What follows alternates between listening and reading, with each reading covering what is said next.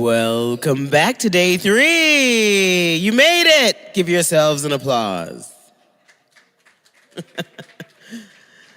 Let's welcome President and founder of Moms for America, Kimberly Fletcher.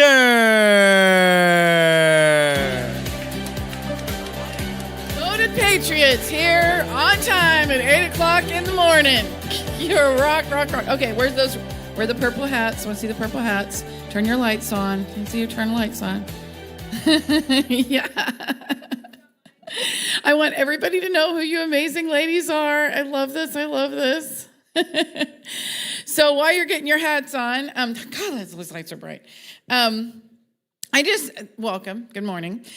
This is the final day. This is the happy, sad day where we enjoy all the fun things that are happening and know that it's almost over and we're all going to go back home. But the exciting part of that is you're taking all the energy. I love those lights. All the energy and excitement that you learned, take back to your own home and community, your own state, and be the light and the energy getting all those other moms mobilized and excited. There's a couple of things that I want to tell you about. The most important thing is, if you don't know and you didn't get the memo, this afternoon at the end of the program, I'm asking everyone, and you got to spread the word. Spread the word at lunch. Every time you say, do you know we're supposed to meet this afternoon? Do you know we're supposed to meet this afternoon? This is Purple Day. Okay, so after lunch, get your purple on. If you do not have a Purple Moms for America shirt, go to the booth and get one. If you have a local, state, or county shirt, please wear that. When we get done today, we are going outside into the parking lot. So anybody who's parking in the front of the building, we're going to ask you to move to either the side or the back of the building, because we are going to be doing a huge video shoot out there with all of you in your purple shirts.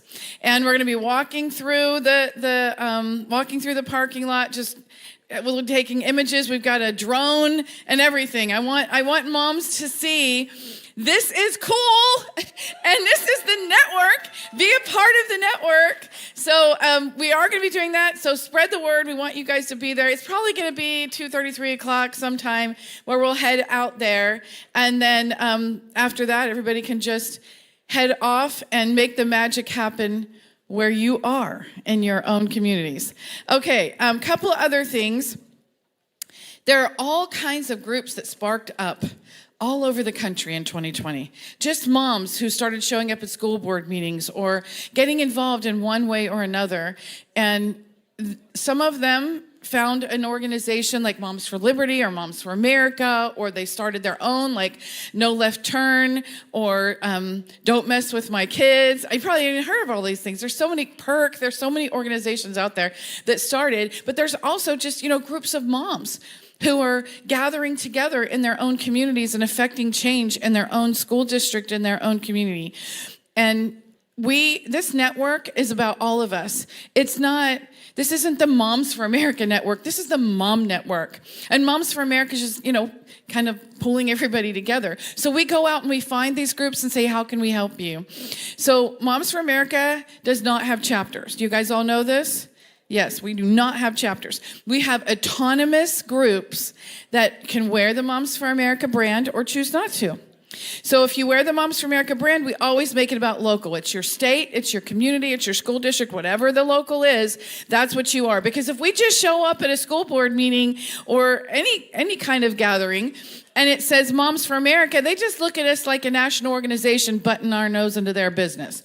But when we show up with California Moms for America or your county Moms for America, then they know we live there, we work there, we shop there, we vote there. And that is a game changer. It completely changes the conversation and the relationship. So that is one of the things that makes us unique. But then we also have affiliates. They're basically the same thing. They just don't wear our name. They don't wear Moms for America brand, but they are in the network and they're doing things in their communities, and we provide the same support, resources, and training to all of them. That's why this is a mom network. So remember that when you're going home and you're reaching out to other groups in your churches or your community where other moms are gathering and say, we'd love you to be part of the network. Well, I don't want to be part of an organization. Oh, that's okay. Just be part of the network. And you can have access to all of these things and be more empowered and more powerful and effective in the battles that you're facing in your own home. So because that is how we operate, and I have a very strict rule, we do not compete, we collaborate. That is how we win. And so there is a great organization. The lights are too bright, I can't see, but is Naomi here? Are you in here, Naomi? Naomi, I don't know. Okay, so Naomi has a table out there. It's Don't Mess with Our Kids. There are some really exciting things happening. I can tell you about two for sure. The other one I'm just going to give you a little teaser on because more information to come.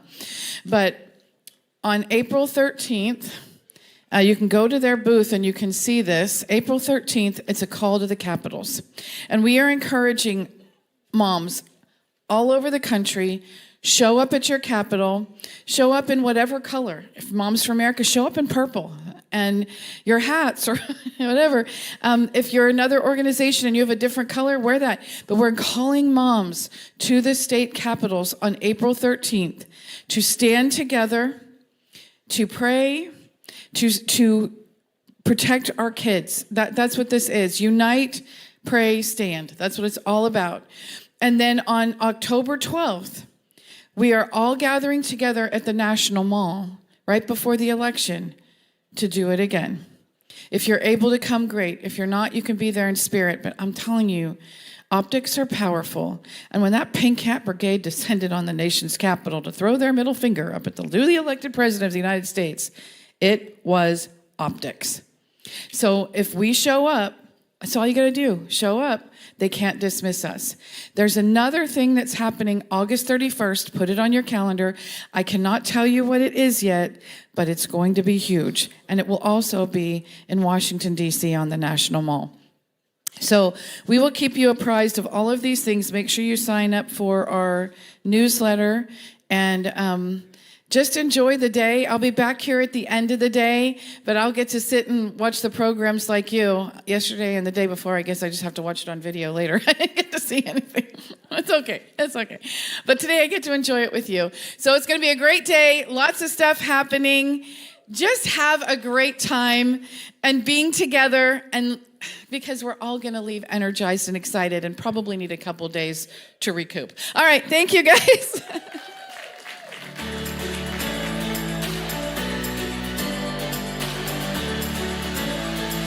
Let's welcome Vice President of Moms for America, Debbie Krolitis, to lead us in the Pledge of Allegiance.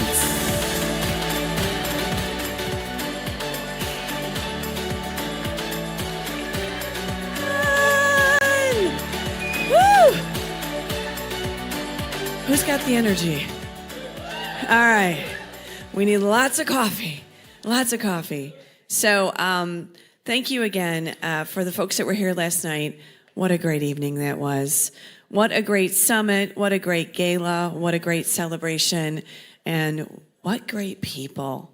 I hope that we've had a chance to hug and exchange phone numbers and really get together this week. So if you haven't, make sure you do that because this is for you, moms.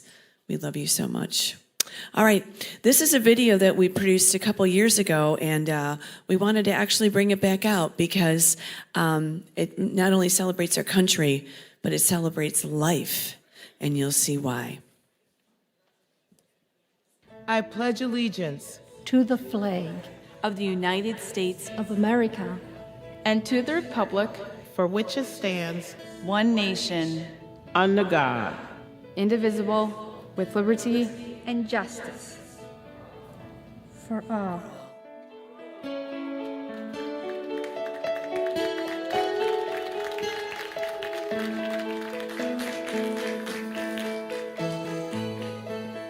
So God bless everyone today.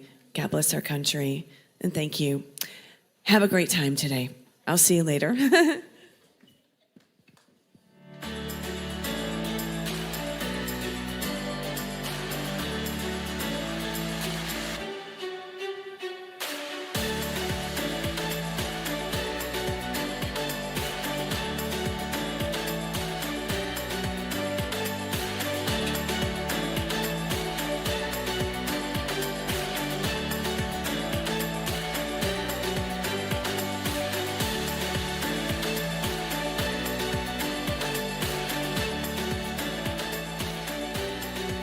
Alvin Jackson proudly serves on the board of directors of Moms for America, and his wife, Juleen Jackson, is our senior instructor. Together, they are the power couple that not only live the principles of our mission, but teach them around the country. Please welcome Al and Juleen Jackson with Within Our Four Walls.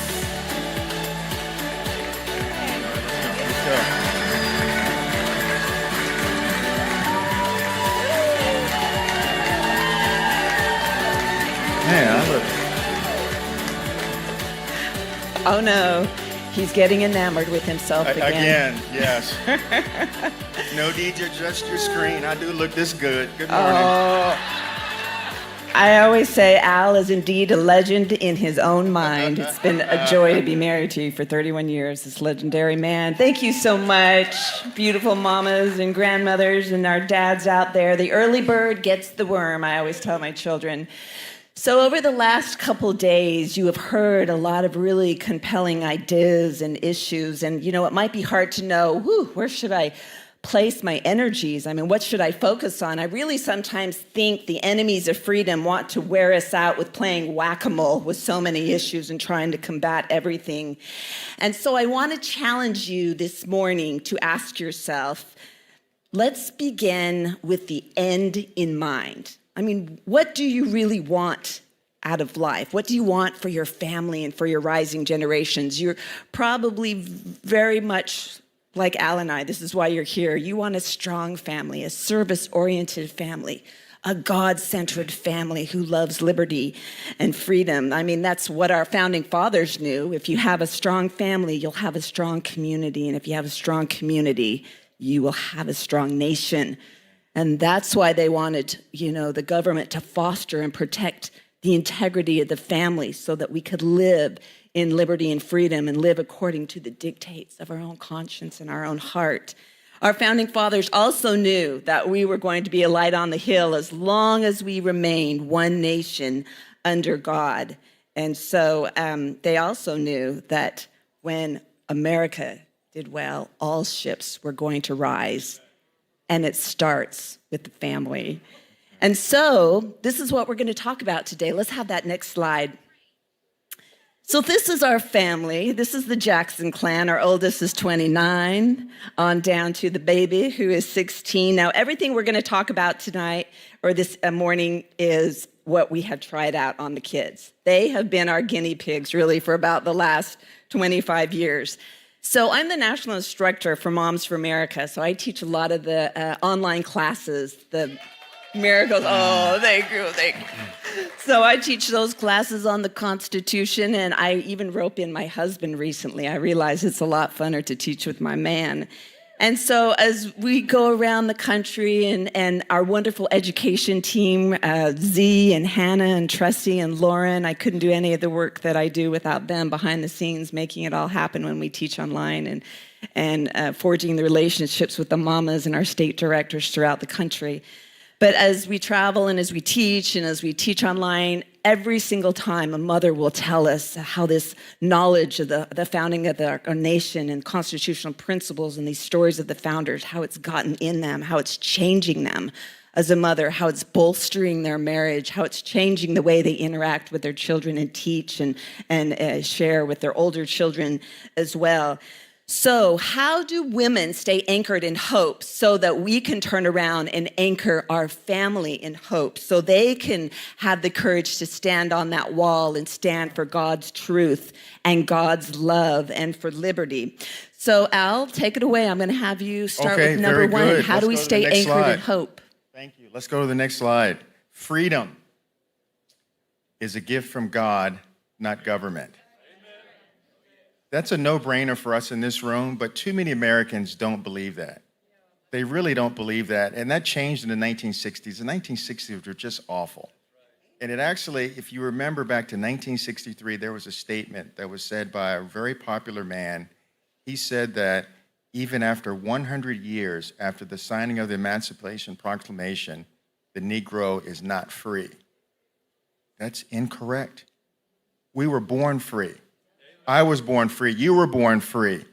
And that changed the narrative that it's government or better white people that are going to make us free. No, God made us free. In Galatians chapter 5, verse 1, it says, "Stand fast, therefore, in the liberty wherewith Christ has made us free, and be not entangled again with the yoke of bondage." John Locke said, our freedom is non-transferable, irrevocable, and unsellable. It's so important, brothers and sisters, that we teach that freedom is a gift from God to our kids and to our grandkids. That's empowering. That's a gift from God. And therefore, those rights are unalienable. Thank you. Next slide. Okay, so we take those kids and those grandkids to God, and that is where our solution and our deliverance and healing takes place. Okay, and then we make quality family time a high priority. And I'm not talking about more shopping or bowling or trips or recreation, and that is all good. But take a dedicated time each day to gather the children, and I'll talk about what you can do as they become adults and how you can help with the bigs. And so you gather those kids. Let's see the next slide there. So when they were little, we would just teach them a little Bible story. We had a little work chart on the wall. We'd teach them a little poem, and then we'd pray every day. It was as simple as that. It took 3 or 4 minutes. So that's what we did with the littles. And then let's see the next slide. When they got to be teenagers, the middles, we would gather them in the morning. Now, at that point, I was attending cottage meetings, and I was learning these, stories of America and constitutional principles. So I began to come home and weave them into the family devotional. Now, at first, Al thought I was a right-wing nut, I did. You still are. And I still... Yeah. Well, your heart was touched, and he began to teach right along with me. Yes. And what we learned together and taught our kids in the morning devotional, I believe, was the impetus of you running for the state senate and winning. Right. And so I sometimes like to take credit for that, but I think there was a little bit of the influence as we all were just learning together in the home. And then let's see the next slide. So now when the kids are older, they're mostly all out of the home. But when they come back home, we crack open the Bible, and there's going to be some study time. The beautiful thing is Al leads the charge, and he presides over that discussion. We talk about current events. This is just what we do, right? So the sooner you can begin doing it, the better. Even if you start today, if it is important to you, it will be important to them, okay? So never think about, I wish I had done such and such. Start today and then be consistent in what you do. Let's see the next slide. So now we have just one baby left at home. Miss Marie Jackson is just she and I. Sometimes, actually, Dad takes her to her little religious class at it's called seminary in the morning at church, and then she comes home, and she and I, we pledge, because they don't pledge anymore in the schools, so we pledge at home. Get yourself a flag, and whenever the kids or grandkids come in, pledge. Let's see the next slide. So we read a little Bible story, then we talk about a constitutional principle from the 5,000-year leap. This is a class that Moms for America offers. Let's see the next slide. And then, look, there's nothing high-tech about the program here. I just slap it up on the fridge. And so that's our morning routine. We pray, we pledge, we read something from the New Testament. We do a constitutional principle. We actually go over the headlines of the newspaper because I want them to hear from me first what is going on in the world before it is spun at school or on social media. We set the record straight. There you go. Amen. Then we read a little something quick out of a story from America. We review the calendar, we sing, and we pray. Now, this honestly takes like 12, on a long day, 14 minutes. If I go 1 minute over, the 16-year-old definitely lets me know, but we crank it out every day. And you get a kid, you do something like that in the morning, you are arming them. as you send them out into the world to be able to discern truth from error when they hear it in the classroom or on the playground or whatever that may be. Okay, Al. All right, let's go to the next slide. Okay, we learned the Constitution from the viewpoint of the founders. The Lord never sends his battalion into battle without giving them a weapon. And what's our weapon? Our weapon is the United States Constitution. That's our weapon. Just as you put the work in to convert yourself to the gospel of Jesus Christ, prayer, scripture study, then action, you do the same thing for the gospel of freedom as they go hand in hand. Now, you don't have to memorize the document word for word, but we have to know that there's 7 articles and there are 28 amendments in the Constitution. Some of those amendments from 1913 have weakened that Constitution. Did you say 28? 28 amendments. 27 amendments. No, there's 28 principles, 27. Oh, that's right. You're right. 27 amendments. You're right. Very good. Even the Very teacher good. gets it right. Yeah, I'll talk to you about this later. Okay, very good. Some of those amendments in 1913 have weakened the Constitution, taking power from we the people and putting it in Washington, D.C. That's why we're in this mess. And then you have to understand, next slide, the premise behind the Constitution was to protect families. And to do that, you divide power among many, thereby not concentrating power in the hands of a few or the one. And that's where we are today. Jefferson said the way to have good and safe government is not to trust it all to one, but to divide it among the many, distributing it to everyone exactly the functions he is competent to. We've got to write these principles on our heart. What's principle number 22 from the 5,000-year lead? Well, 26 is the core unit that determines the strength of society. 22. All right. Give me 26. Well, that's our favorite. Yes. They said the core unit that determines the strength of society is the family. That's right. They knew it. They understood it. And so that's why what we do within the 4 walls of the home is the most important issue of the day. It really is. And we teach our kids that the proper role of government is to protect equal rights, not to provide equal things. And when you write these principles on your heart, they're easy. When you go to school board meetings, when you go meet with candidates, you speak with a power, because these principles are transcendent. They transcend race. They transcend political party. And they empower you to take the level out of the gutter, out of the weeds, and up to a higher level. And believe me, it does resonate. Over to you. Okay, and our last thing to keep us anchored in hope so we can keep the people we love anchored in hope. Next slide is to do so. Oh, you know what we forgot to talk about? That's right, the Healing of America. The curriculum. So right now we teach a Healing of America seminar. It's a 16-week free curriculum every Thursday nights, 1 hour. Tyler Otta, our young little mama from Virginia, is teaching the national class right now. It's beautiful. You'll love it. And then let's see the next slide. Al and I are getting ready to start a new class. Right. I posed for this. This book was written in 1958 by Cleon Skousen. A lot of what's in this book is happening today. So you have to understand what system they use to get us to where this point is, because that gives us hope. Because guess what? Systematically, we can put it back together again. Yeah. And that's what you learn in the Healing of America seminars. Yeah. Not only do we talk about God's hand in the building of America, we talk about the Constitution, what unraveled that Charter of Freedom, and then the 4th seminar, the most important, is how do we put it back together? And we can with God's help. Very good. Okay, let's see the next slide. So when we do those 3 things, the 4th will be easy. You will know what to do as you ask God and as you learn, as you're studying, as you're praying with your kids, as you're studying in the Word. God will put on your heart what you should do. Do something. Just support a good candidate. Go to a meet and greet of the candidates. Get involved in your schools, city councils, testify. But I'm telling you, the most important things you will do will be within the 4 walls of your home, teaching your kids to pray, having a devotional. Let's see the next slide. So our kids mostly are older now, so God put on my heart to send them out a text devotional about, honestly, 5 times a week. And it's just a little quote, inspirational quote, then a scripture, then I bear my testimony of it, and then I usually send pictures that day of what the kids are doing because they're spread all around the world, and it just keeps the family close, and it helps remind them what mom and dad stand for and what they should be standing for. The wonderful thing about cottage meetings, women coming together, is what you learn is what you go home and teach your husband, teach your children, teach your adult children, teach your little grandchildren when they come over.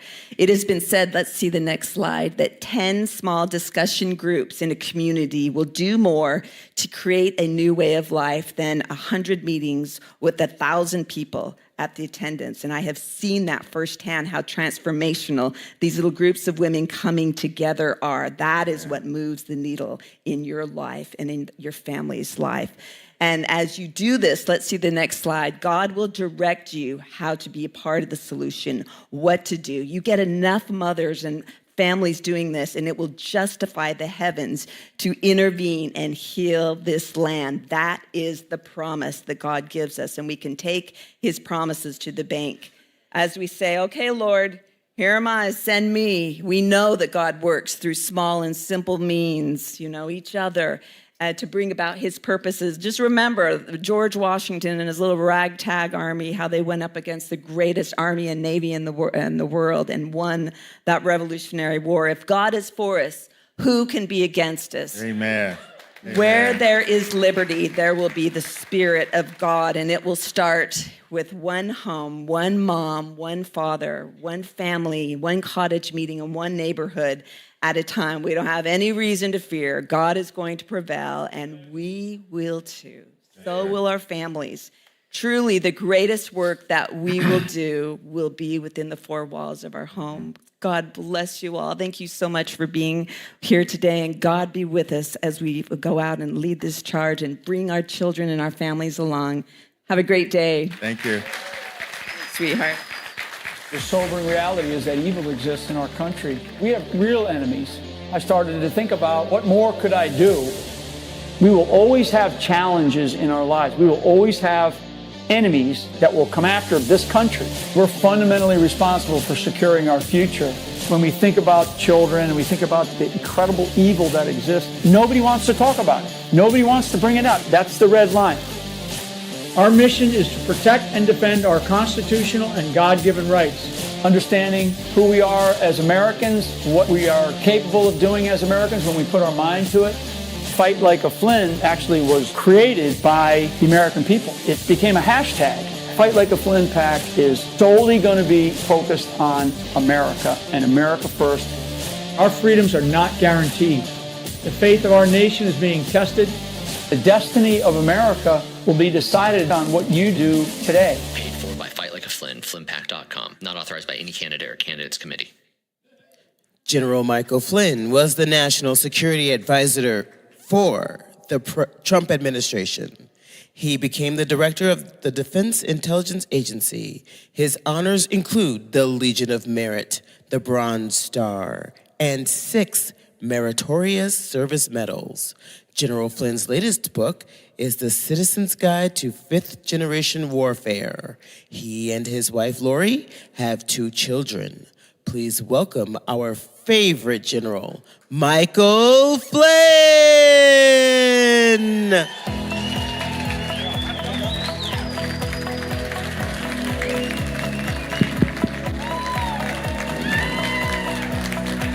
All right, wake up. All right.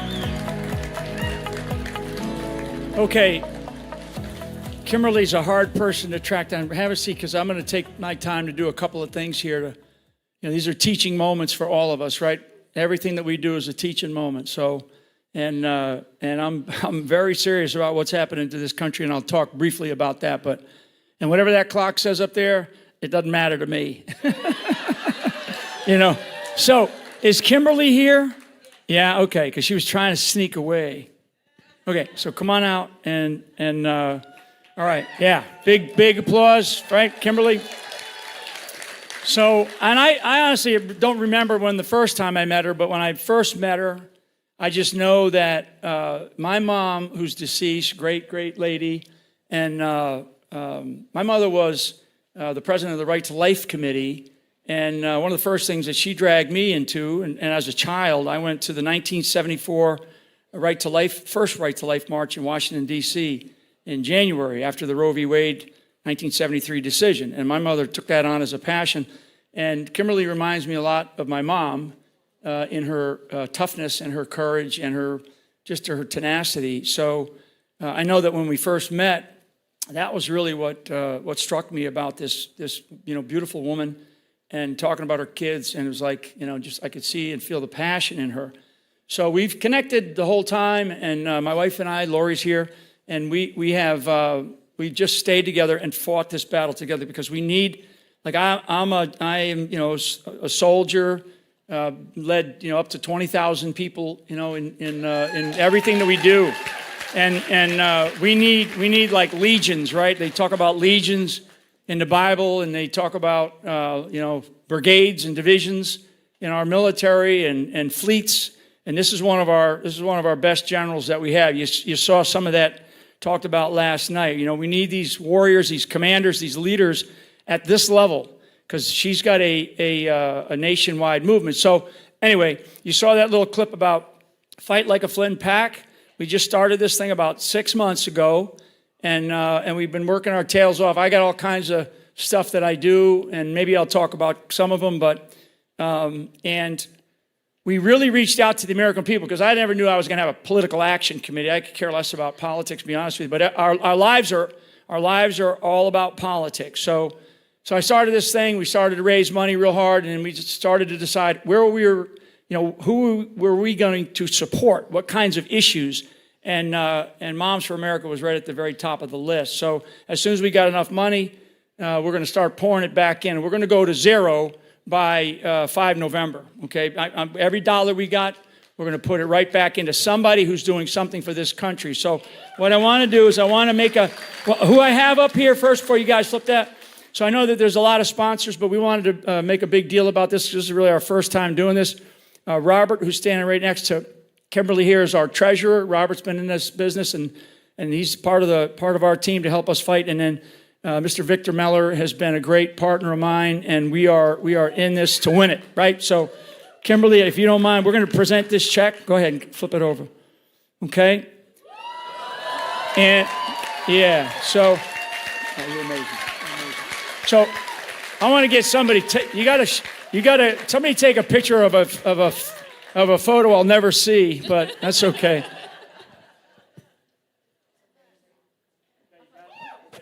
Okay, so that's for you. It's Robert. Yep. Yeah, it's great. That's great. Yeah, I wish we could add another 0 or 2 more zeros. And one day we will. One day we will. Okay? One day we will. Okay, get off the stage. Off. All right. All right. Okay. Are you guys ready to show that clip?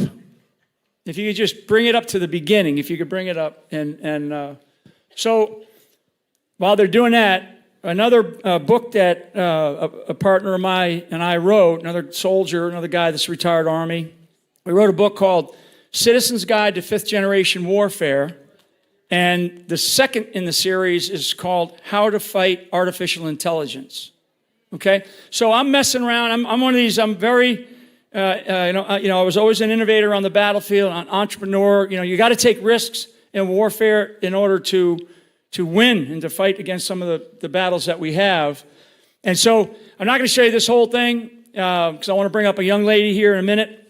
I'm going to probably show you maybe 2 minutes or whatever, and I'll tell you guys when to stop and just make sure that the volume is up. You'll hear me in the introduction talk about how we're experimenting with artificial intelligence, because our kids are bombarded, all of us, we're all bombarded by it.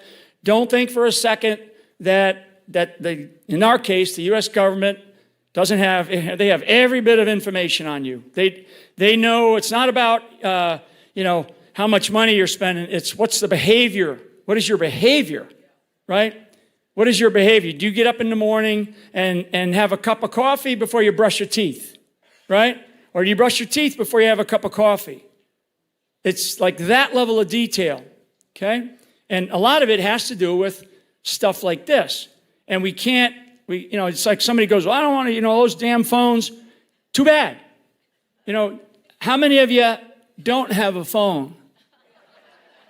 Yeah, okay, all right. So it's like, in warfare, There's probably one of the oldest military theorists is a guy named Sun Tzu, and I talk a lot about him. I've read him, studied him, and he talks about know your enemy, know your terrain, know yourself. And in my military career, I've never fought on terrain that we wanted to fight on. We always had to fight somewhere else because it was always overseas, okay? And so it was always choosing terrain that was never really good for us. And, you know, and I could go through a whole day of talking about stories about that. And that's not an easy thing to do. But here we are in this country, and this is our terrain. So we know this terrain. And these are our people. We know the people. We know ourselves really well. We haven't quite figured it out exactly what we're capable of doing yet. So anyways, this is a little bit of an experiment. Make sure you guys turn it up and just listen, and we'll play into the first part, and then I'll give you the cut. Okay? Go ahead and play.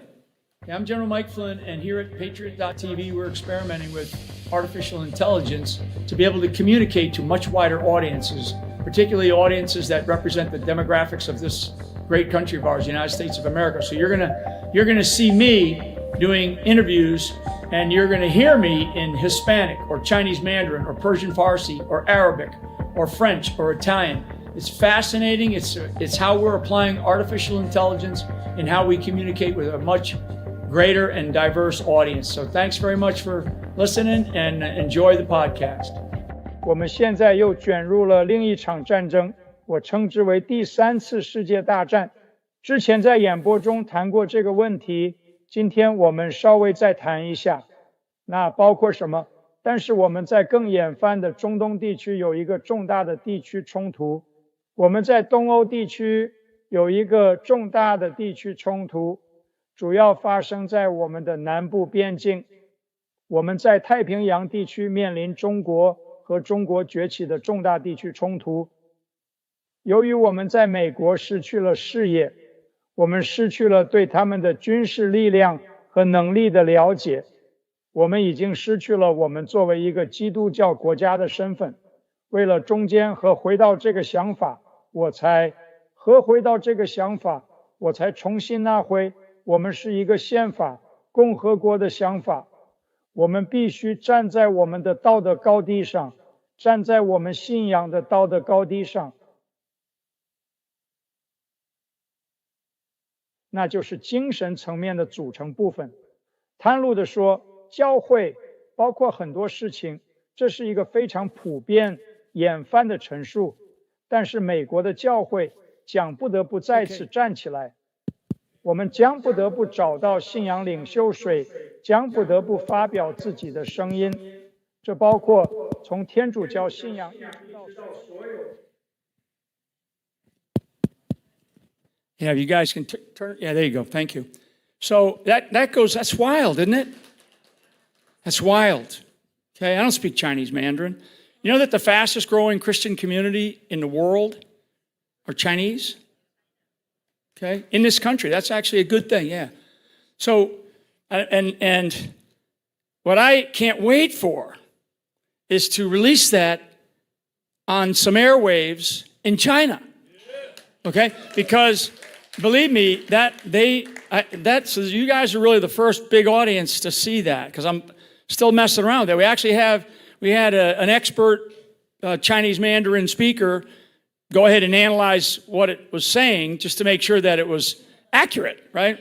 And it's very accurate. What we have done is we've taken a couple of software applications and we've blended them, some really smart technical people that we have on our team. We've blended them. We've basically taken the best of a couple of capabilities, and we're engineering them to be able to do this, okay? So what I'm going to be doing in the future, because we have to get in front of this, and we have to communicate, okay, guys like me, right? And as I look at these audiences that I speak to, I always say that, most of it's not the my kids generation or the babies, I don't know if the lady, you guys are the ones with 20 grandchildren, right? Unbelievable. Somebody out there, where's she at? It's amazing. But it's not that. It's our generation. It's my generation. So when we talk about the greatest generation, which is what my father was a part of, my father and mother, okay, my grandfather was in World War II as well. So we now need another great generation. In fact, we're in the midst of a war. And that's so that podcast that you saw was really about Christianity in this country and the moral decay of the United States of America, and how we as a body, not just the church, but as a society, need to raise ourselves up, and we need to think about how do we fight back. As the thing goes on, it goes all the way, it's probably about 10 or 12 minutes, and it goes on, it's basically talk about the things that we must do, right? The things that we have to do. And that's why I'm such a big fan of Kimberly and Moms for America, because this is a do organization, right? There's a lot of organizations that are talk organizations, and they raise so much money, and it's like, I don't know. I just, don't get me going on that, okay? Don't get me going on that. Okay. What I'm going to do is I want to bring out this young gal who I met, Chloe Castillo. Chloe, if you could come on out. Are you out back there? Yeah, come on back out. Okay. I'm not going to embarrass her. I'm going to actually let her talk for a little bit. Chloe hails. Yeah, Chloe. Chloe hails from San Antonio, 18 years old. I really just had a chance to talk to her yesterday, And I try to find these lights in people. Like there's another gal that she knows, Hannah Faulkner, Hannah is 16 years old. She's a sophomore in college, and she's got one of the fastest growing, I guess, Gen Z, right? Mm-hmm. Yes, sir. I don't get the alphabet messed up. But Gen Z, she got in Hannah's case, she got one of the fastest growing podcasts in the country. 16 years old. In Hannah's case, Chloe's 18. Chloe's a classical concert pianist, as well as somebody who realized, wow. So is that working? Yeah. Yes, sir. So kind of just tell the audience a little bit about yourself and what your passion is. Absolutely. So thank you so much for having me out here. I really appreciate it. But so anyway, I am a classical pianist, like General Flynn just said, and I was been in training since I was 4 years old. I was on the path to Juilliard or Eastman or something along those lines, And in 2020, I woke up during COVID, one, because the music schools are insanely liberal, and I was like, I can't, live and survive in this environment as a conservative, vaccine mandates, on and on and on. I was 14. And and I was raised conservative, but I was homeschooled, and so I was raised with classical music and Frank Sinatra. That was my culture. I love it. I still love it. But when I was about 14, 15 or so, when COVID hit, I got on social media. Everything went onto social media, and I was one of the many who was out there in the media. And I witnessed my generation being completely indoctrinated by leftist values through music. And the left has completely infiltrated so many aspects, I think all aspects of American life, and music is a huge, huge part of this. The music industry is so corrupt, and as conservatives, we fight in politics, and we have to keep fighting in politics. That's extremely important. Yet we can't put all of our eggs in that one basket. We have to attack culture as well. We have to address culture, and if we do not address culture, this next generation is not going to be conservative. We're going to be extremely liberal, leftist. We're being raised on Taylor Swift, who thinks that abortion's okay, who thinks that the transgender movement's okay, and who, hates men. This is not okay. And as conservatives, it is extremely important that we stand up for our values in music. We have to create an alternative music industry for the youth. Culture is it's so important. So I'm on a mission to bring non-degenerate music of all genres to the forefront of American culture. I just started a movement called Make Music Right.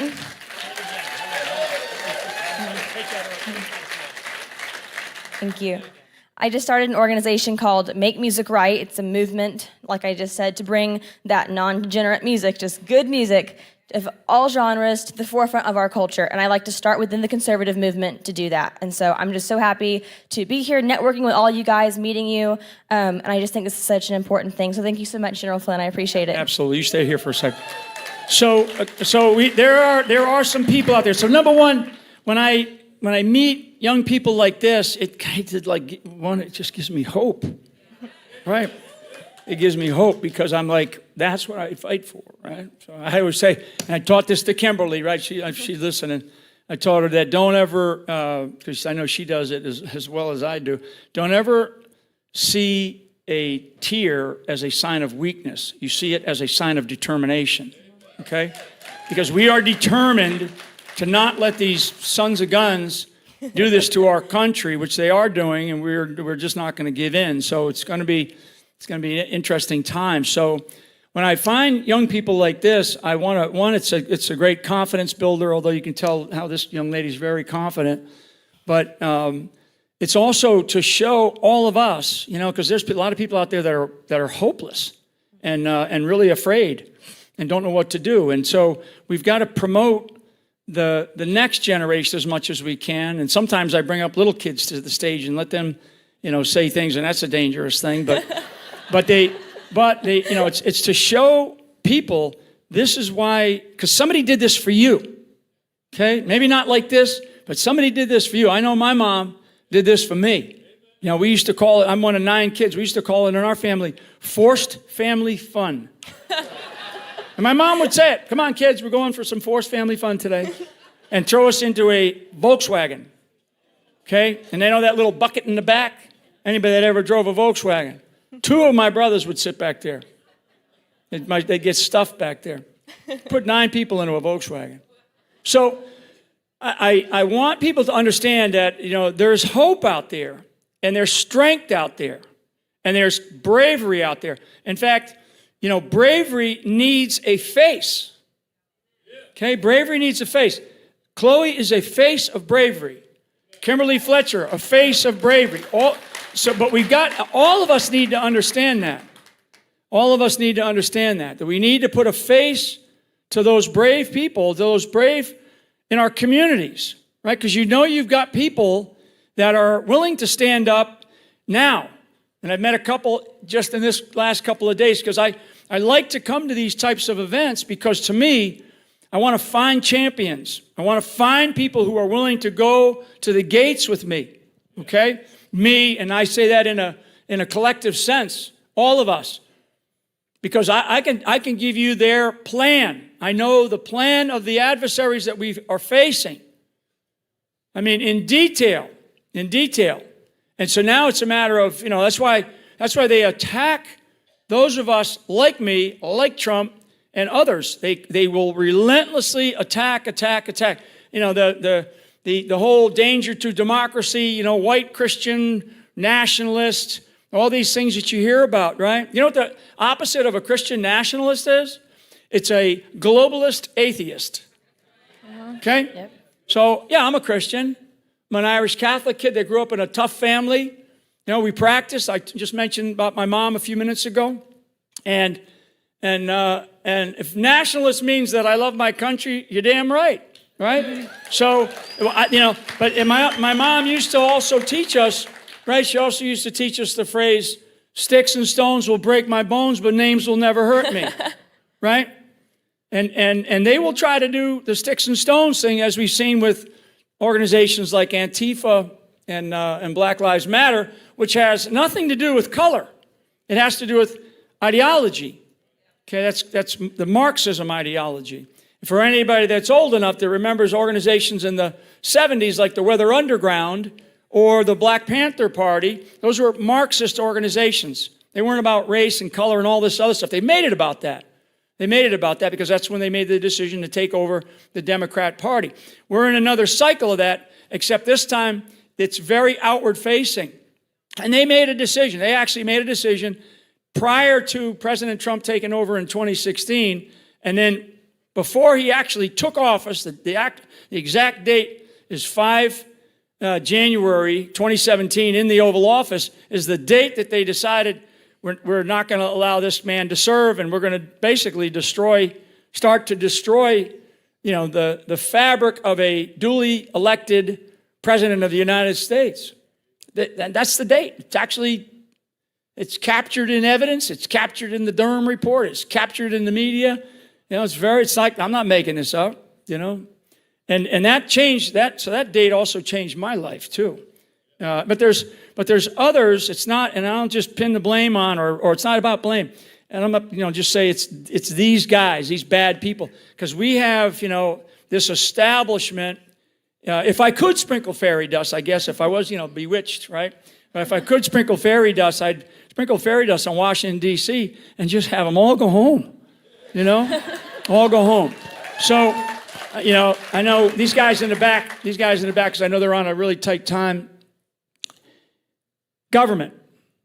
So, and this is really, to me, because people ask me all the time, would you ever go back in government? And I don't know. And nobody knows right now. Nobody knows right now. Most important thing is we got to have an election and we've got to win the election. Whatever, we can't worry about but if I'm always asked, if you wanted to, if you were to go back into government, what would you do, right? And a lot of people think I would say, we got to get rid of the FBI, right? Or we got to, get rid of the justice system or something like that. No. I mean, the very first thing that I would do, and I would thank all the people that work in this building in Washington, D.C. I'd thank them for their service, and I'd tell them, go find a job in middle America, and it's called the Department of Education. I would shut it down in a second. The Department of Education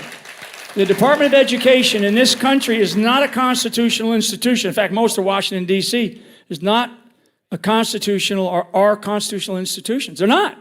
They were created by just a exploding federal bureaucracy, and now the Department of Education, and people really don't know what we've heard in this forum the last couple of days. All this stuff going on at the school, and the great work that Moms for America has done to overturn school boards, but there are policies and giant sums of money that flow through the Department of Education, a multi-billion-dollar organization, down to people, because we say to ourselves, child or pornography in libraries in an elementary school didn't just show up, in the last year, okay? So the Department of Education, we should not have a Secretary of Education in another administration. Like I said, thank those people, because there's a lot of good people that work in that building. Tell them, tomorrow the doors are going to be chained, and we're going to, and you go, here's a 30-day stipend, and I hope this is being live streamed. Here's a 30-day government stipend. Go find a place in the country that you like to be, and go get into education there. Because the one thing that our founders did say was that the states have an awful lot of rights, right? And we don't have not one governor. Now, you all might say you're a governor here or whatever, or you're from another state. We don't have one governor, not one that has stood up and done the right thing. Not one. Okay, not one. It took this governor too damn long to figure out that the border was being invaded. So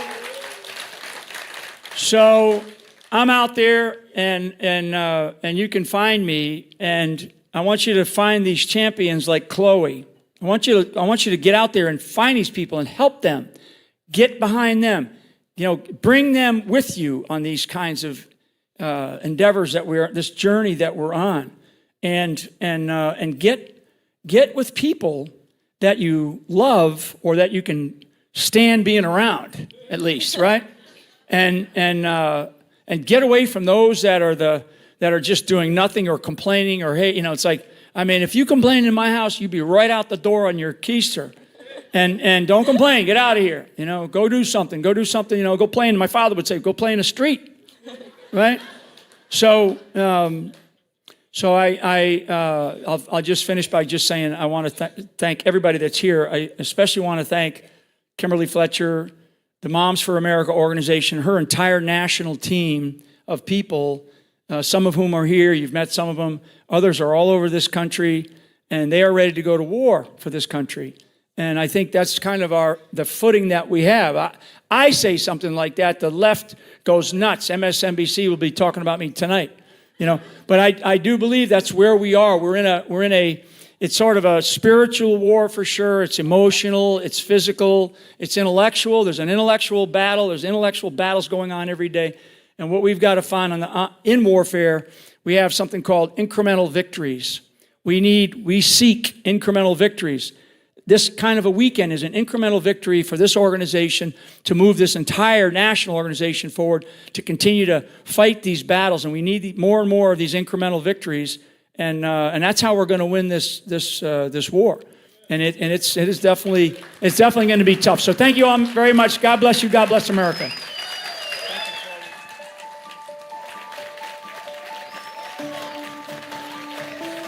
Congresswoman Mary Miller represents the 15th District of Illinois. Mary is a wife, mother of 7, grandmother of 20, and local farmer who serves as a voice for families and farmers ignored by D.C. insiders. Please welcome Congresswoman Mary Miller.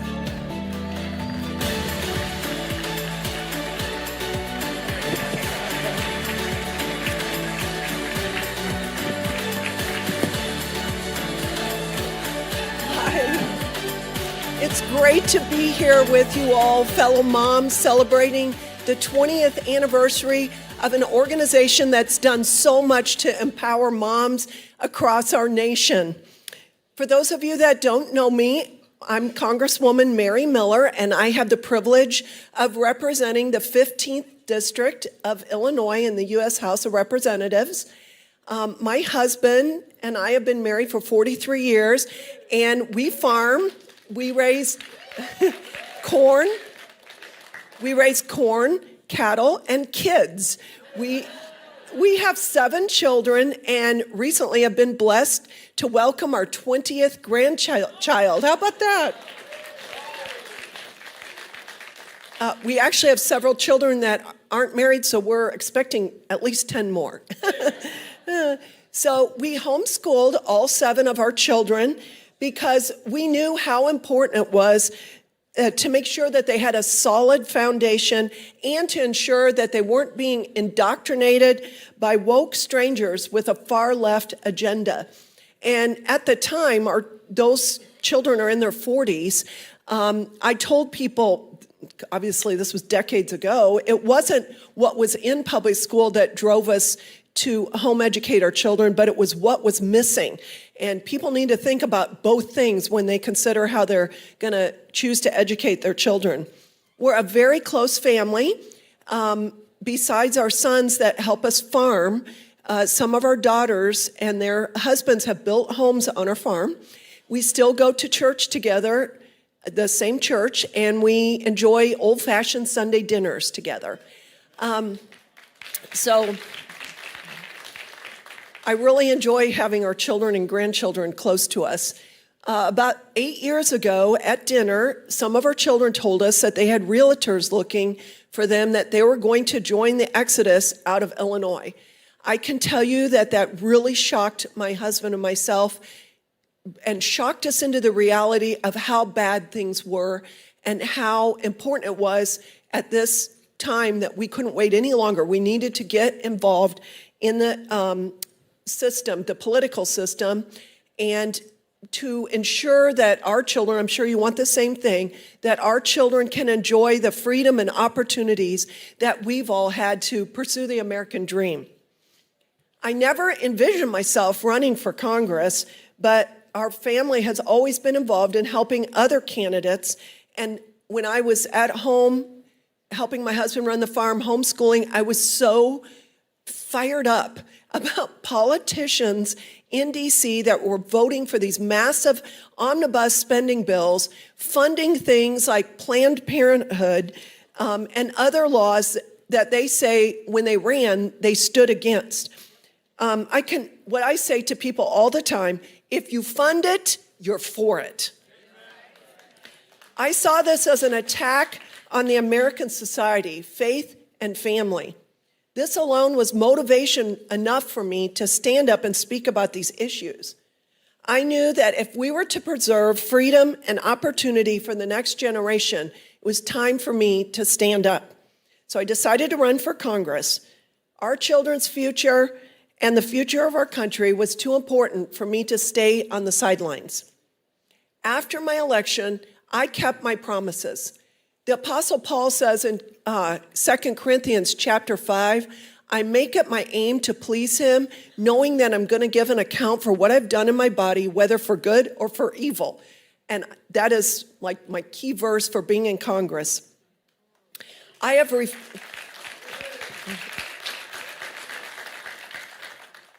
I have refused to support any bill that includes abortion funding or gender identity language.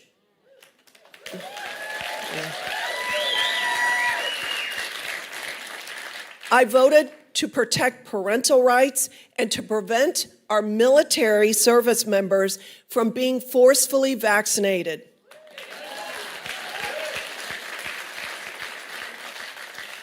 In 2022, the Pelosi-led House of Representatives passed the so-called Respect for Marriage Act.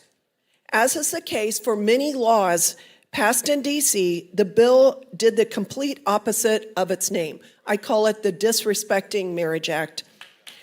Yeah. It fundamentally disrespects traditional marriage and is a direct attack on the religious liberties of millions of Americans. It was then that I knew I had to do something to bring awareness to the attacks on the family. It was time for Congress to protect this most fundamental unit of society, the family, which made America not only great, but fundamentally good. Yeah. In March of 2023, I founded the Congressional Family Caucus, which now has over 30 members.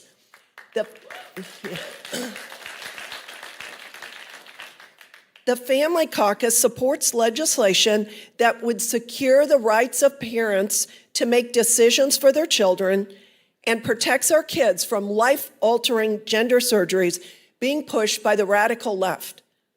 We have served as a pro-life voice in Congress and have fought back against the efforts by the Biden administration to push abortion-inducing drugs on vulnerable young women.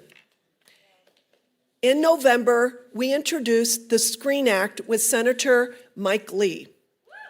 Yeah. This is to prevent children from accessing pornography online, to finally rein in an industry that profits on hopelessness, hypersexualizing our children, and despair. Yeah. We are currently working on bills to protect children from gender indoctrination and hypersexualization in public schools. In addition, we are working to require informed consent for any childhood vaccinations and to clearly define that a man is a man and a woman is a woman.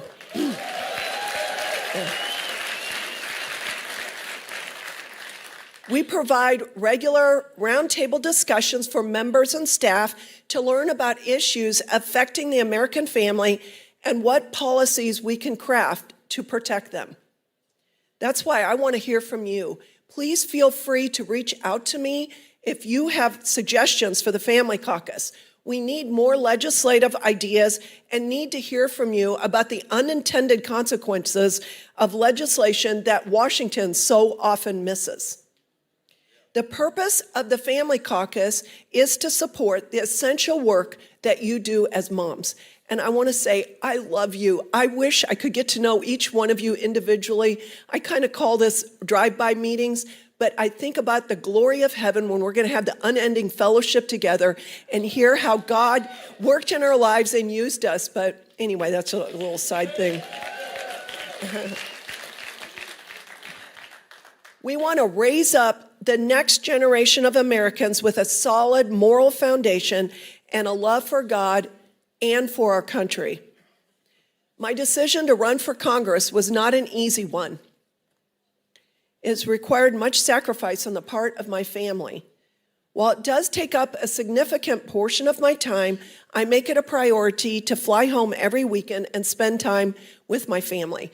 And my husband's so dear. He actually is in the House in Illinois because when I got off the sidelines, he did too. And he's the chairman of the Freedom Caucus in Illinois. They're the only ones really fighting back in Illinois, speaking up. He and I have car dates now driving around Illinois, and he's here with me today. I hope you get a chance to meet him. Our youth is the hope of our future, which is why I spend all my free time investing in our 20 grandchildren. I had our last child when I was almost 45. How about that? She turns 20 this month, and she's getting married. A lot of people would think of this as an inconvenience to pursuing a career or education, whatever, but my husband, Chris, and I saw her as a blessing from God. Her name's actually Evangeline, and it means bearer of good news. Don't we need good news? If there's anything I could encourage you to do, have one more. No one ever regretted having their one more child, their baby, or as she calls herself, the favorite child. Consider adopting as well. There's so many children desperately in need of loving homes. I'm so proud of one of our daughters. She has her own children, but she and her husband recently adopted a one-day-old infant from a 17-year-old girl who chose life. We're so thankful for her. The baby has Down syndrome. So now we have 2 grandsons with Down syndrome. They're such a blessing to us. They named him Nathaniel, means a blessing from God. But she has a relationship with the birth mom, and they talk once a week, and she sends pictures and all that. But we need to really encourage adoption, and churches need to come alongside and help young families be able to afford to do that if that's what they choose. Running a large family and a farm was full of challenges, but there's been nothing more rewarding. And it's funny, when I first got to DC, other members were dragging, and they were saying how tired they were and how chaotic it was. And I was like, piece of cake compared to raising 7 kids. So I believe women can have it all, but not at the same time. I stayed home to raise our 7 children, and now God has placed me in a different season to serve our nation and Him.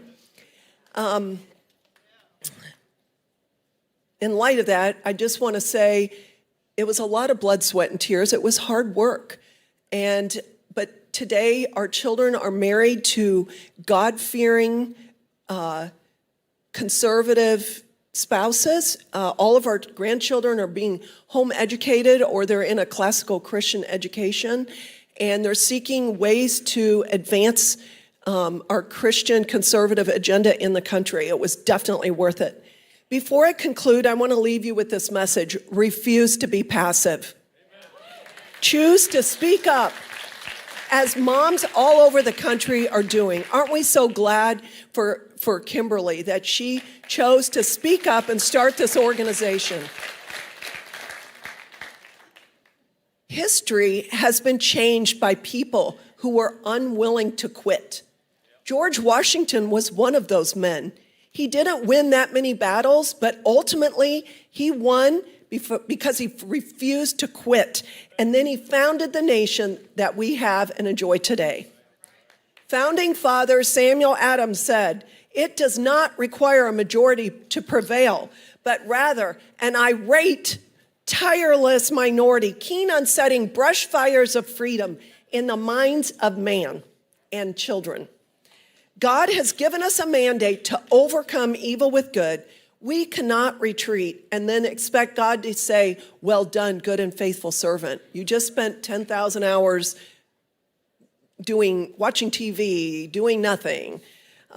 Many people comment on how upbeat I am, despite all the doom and gloom of Congress. So it's a choice I make every day to get up and to have hope for our future. And what I do is I inform myself on what's going on the macro, and then I ask God to show me the opportunities in front of me. And when I look out at this audience, I see so much potential. It kind of reminds me, I hate to bring this up because Kamala loves Venn diagrams, but you know, how we multiply ourselves. You all have a realm of influence that's impactful for generations. So we are not going to retreat. When I was raising my kids, our top priority, my husband and I did it together, was to put the Word of God in them. You don't construct a building without having a stable foundation. And the chaos we see today is because we've taken God out of society. I don't know if any of you remember Adrian Rogers. He's one of my favorites. I still listen to his old ministry. But he said if you took instinct out of a beehive, you would have chaos. And when you take God out of society, you have chaos also. I urge each of you to do what God has called us to do as moms, raise our children and be a voice for good. We must change hearts and minds before we can change laws. And that's why your work is so critical to the future of our nation. I ask you to go visit marymillerforcongress.com to help support my efforts to fight for our families and for our future. May God bless Moms for America, our great country, and each one of you here today. And I want to say, make moms and homemaking great again. Thank you.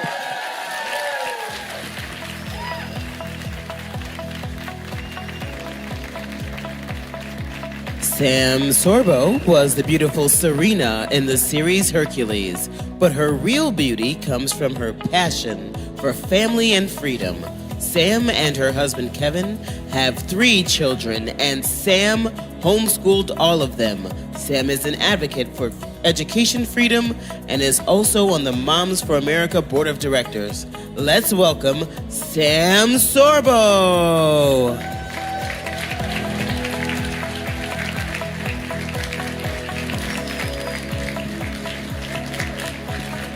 Wow. Thank you for that lovely reception. And are we having a good time? You guys are up bright and early on a Saturday morning, and it's such a pleasure to be here with you. Kimberly asked me to speak about my book, They're Your Kids. And I want to point out that, I don't know if you can see this very well, they're your kids. They're not anybody else's kids. And so I know you've heard a lot from people here who are talking about the problems in our schools, and that is something that I talk about a lot, but I wanted to open it up to questions. So I want you to be thinking about, if you have any questions for me, I'm going to try to speed through my talk with you, my remarks. Virginia Supreme Court has, there's a guy who's suing in the state of Virginia, stating that his religion prohibits him from intentionally lying. And that he sincerely believes that referring to a female by male pronouns is objectively lying. Okay? So what happens when they get you to lie? It breaks you, does it not? I mean, that is the purpose of the Communist Party. They try to break you down by getting you to lie. And we've talked about how the communists have infiltrated our schools, have we not? I don't want to go over stuff that you already know, but I do want to point out there are lies, there are damn lies, and there are government lies. There are a lot of lies in our system today, and you probably are believing some of them. Why? Because you went to school. And the schools lied to you. And so I want to dispel some of the lies that we know, that we accept on face value. Parenting is hard. That's a lie. It is. Teaching is hard. That's a lie. Learning is hard. That's a lie. Learning is the most joyful thing. Have you ever seen a child who just learned how to tie his shoes? Right? And so we really need to stop telling ourselves lies. But it's going to be hard to do because the schools are full of them. And now we see, of course, that the schools are full of abject lies. The biggest lie in the school is that it accomplishes education. Let me ask you something. How can an institution, can a body claim to educate human beings while ignoring, or worse, disdaining the most important book in the history of the world? Right? Now, as a parent, why would you send your precious child into an institution that you know is lying to them? And when you send your child into that institution, you tacitly are telling the child, they know better than I do. Okay, so where does that leave us? It leaves us at the point where, well, we have to homeschool. Don't call it homeschooling, because that's a lie. It is not school at home, so why are we calling it that? Let's call it home education, or we can call it home learning, right? And then how do you accomplish that? And the biggest lie is that that's hard. Home education is not hard. Home education is life. Home education is simply living out your faith with your children and raising them up in the fear and admonition of the Lord. That's all it is. It's not more complicated than that. And I know the schools make it seem like it's more complicated than that, but education is not data entry. It is a software download. And right now in our schools, they are downloading corrupt software into our youth. So how are we going to stop doing that? Do not allow them access to your children. I was speaking with a couple the other day, and they have 3 children, and they are a family of means, and they like to travel. Their oldest child is maybe in 4th grade.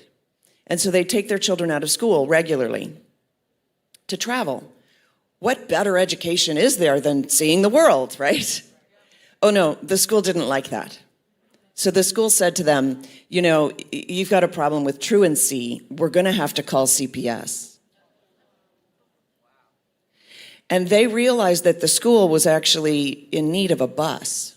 So they said, if we figured out how to get you a bus, could maybe we make this whole thing go away? And do you know what their answer was? What about 2 buses? So I said to the gentleman, I said, you know, that was a setup, right? Like, come on, it's a setup. And he goes, yeah. And I said, why are you sending your children to people who set you up like that? That's evil, is it not? But then I thought about it. And you know, we lack discernment because we have been trained not to discern. Where? In school, thank you. Okay, so I thought about it a little bit more and I thought, wait a minute. And so I said to the mother, I said, you know, you have to realize that those people hate you, right? And she was like, well, and I said, no, they threatened to take your children away from you. Do you love your children? What's the worst thing that could happen to you? Somebody take your children away from you, right? They wanted to do the worst that they could possibly do, and that's only because they couldn't kill you. They hate you that much. No, let's not mince words. These people believe that dismembering children inside a mother's womb is called health care, okay? Let's not mince our words. Those people hate that family. They hate the family. Now, let me clarify. I don't talk about teachers in particular. There are some very fine teachers. They are working in a corrupt system. My heart goes out to them. I would like them to get out of the system also. But this particular family, for the administrators to say, we're going to have to call CPS unless you basically buy us a bus, they hate them. And I said to her, now I want you to consider what the people who hate you tell your children about you when you're not around. So this is why we don't allow our children, we don't allow evil people access to our children. And the idea that we've been raised in the schools, right? Basically, we were all raised in the schools, right? That's the destruction of the family. That's why we're losing our families. And so this is really a call to family, to relationship, to community with each other, right? And the only way to promote and preserve that is keeping your children with you. Now, I want you to stop believing the lie that education is purely academic. Again, it's not a data download. It's not data entry. It's a software download. So we have to stop believing the lies. In fact, I don't have them here, but I wrote a book called Words for Warriors because I've been on this journey for quite a while. My oldest is 22, my next one is 19, and my youngest is 18. She'll be graduating this year. And I realized a few years ago that they were trying to convince us that fascism is left-wing, is right-wing. Right? We all know that fascism is left-wing in here, correct? And yet, I mean, Jordan Peterson has said the right-wing fascists. And why? Do we know why they want us to believe that fascism is right-wing? Anybody?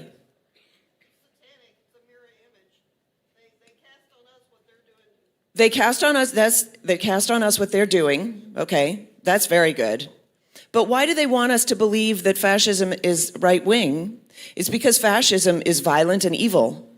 And they needed something to brand the right with as violent and evil, even though there is absolutely no evidence that there's violence or evil on the right wing. Can we just look at that spectrum for just a minute? The farther right you go, the more libertarian you get, the higher you get on pot, and the more you say, keep out of my life. But you're not stockpiling guns to go affect some big event. And by the way, how is it that the people who have all the guns committed an insurrection but forgot their weapons?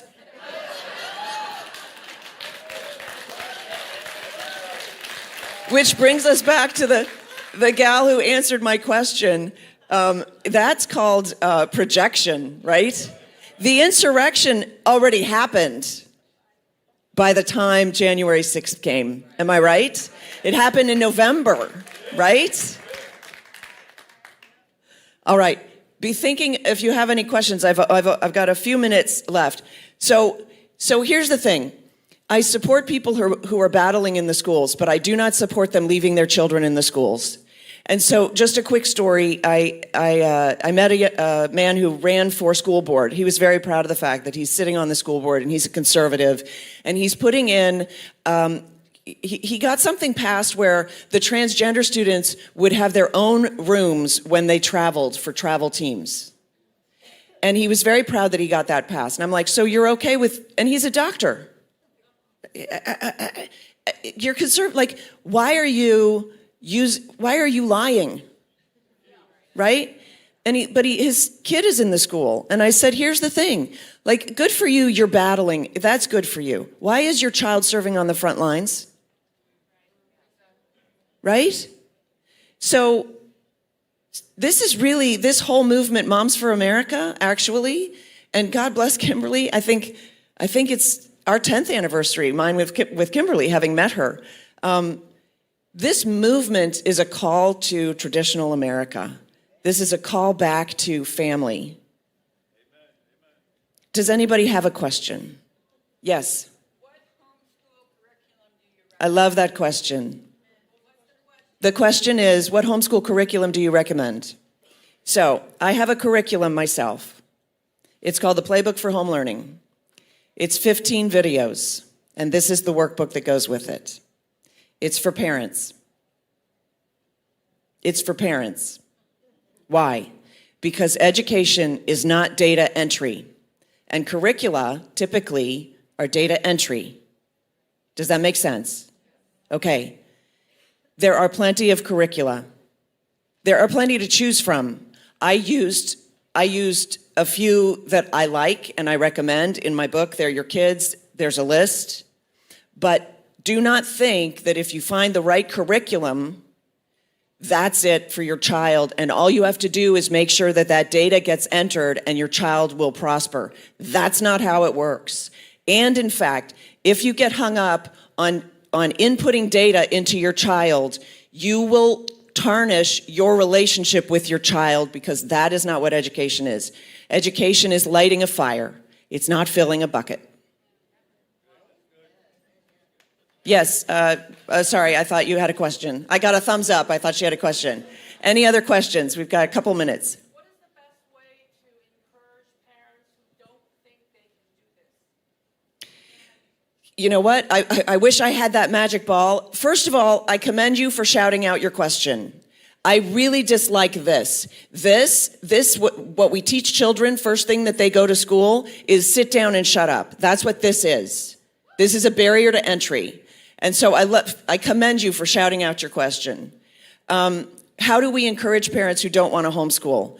Threaten them with the loss of their children. Just look around. Look at how I interviewed a gal for my show, and I should mention that I'm just about to go into business with General Flynn on Patriot.tv. My show starts Monday. It is live, 7 p.m. weekdays, and I appreciate your support. Also, I'd like you to jot down, go to sorbostudios.com and sign up for our emails. If you enjoyed Kevin's talk the other night, get in touch with us and let's stay connected. Encouraging parents to homeschool, what I've discovered is that when I have conversations with people, if I'm receptive enough, I say the one thing that convinces them. But for everybody, it's different because I don't know how injured you've been from your own schooling, right? So here's what I want to end with. The schools are indoctrinating our children and we want that to stop, right?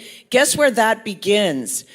We begin to unravel the indoctrination of our children when we unravel our own indoctrination, and we've all been indoctrinated if we went to school. Okay? I want to say that someone once said that if people are too happy, if their lives are too easy, they create drama and they fake hardships.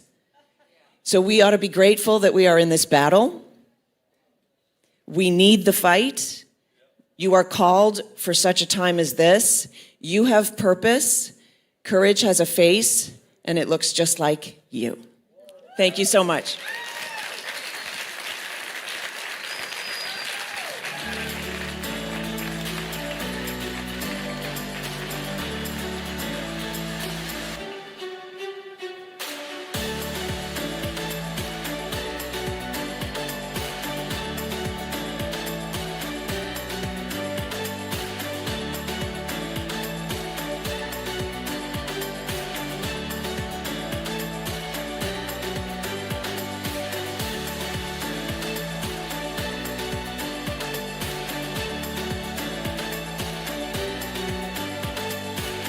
Rose Tennant is a frequent guest host for Sean Hannity's show and host of the Rose Unplugged podcast. She also serves on the Moms for America's Advisory Council. Please welcome Rose Tennant to moderate our Faith in Politics panel, sponsored by Organization for Competitive Markets. Okay. Thank you.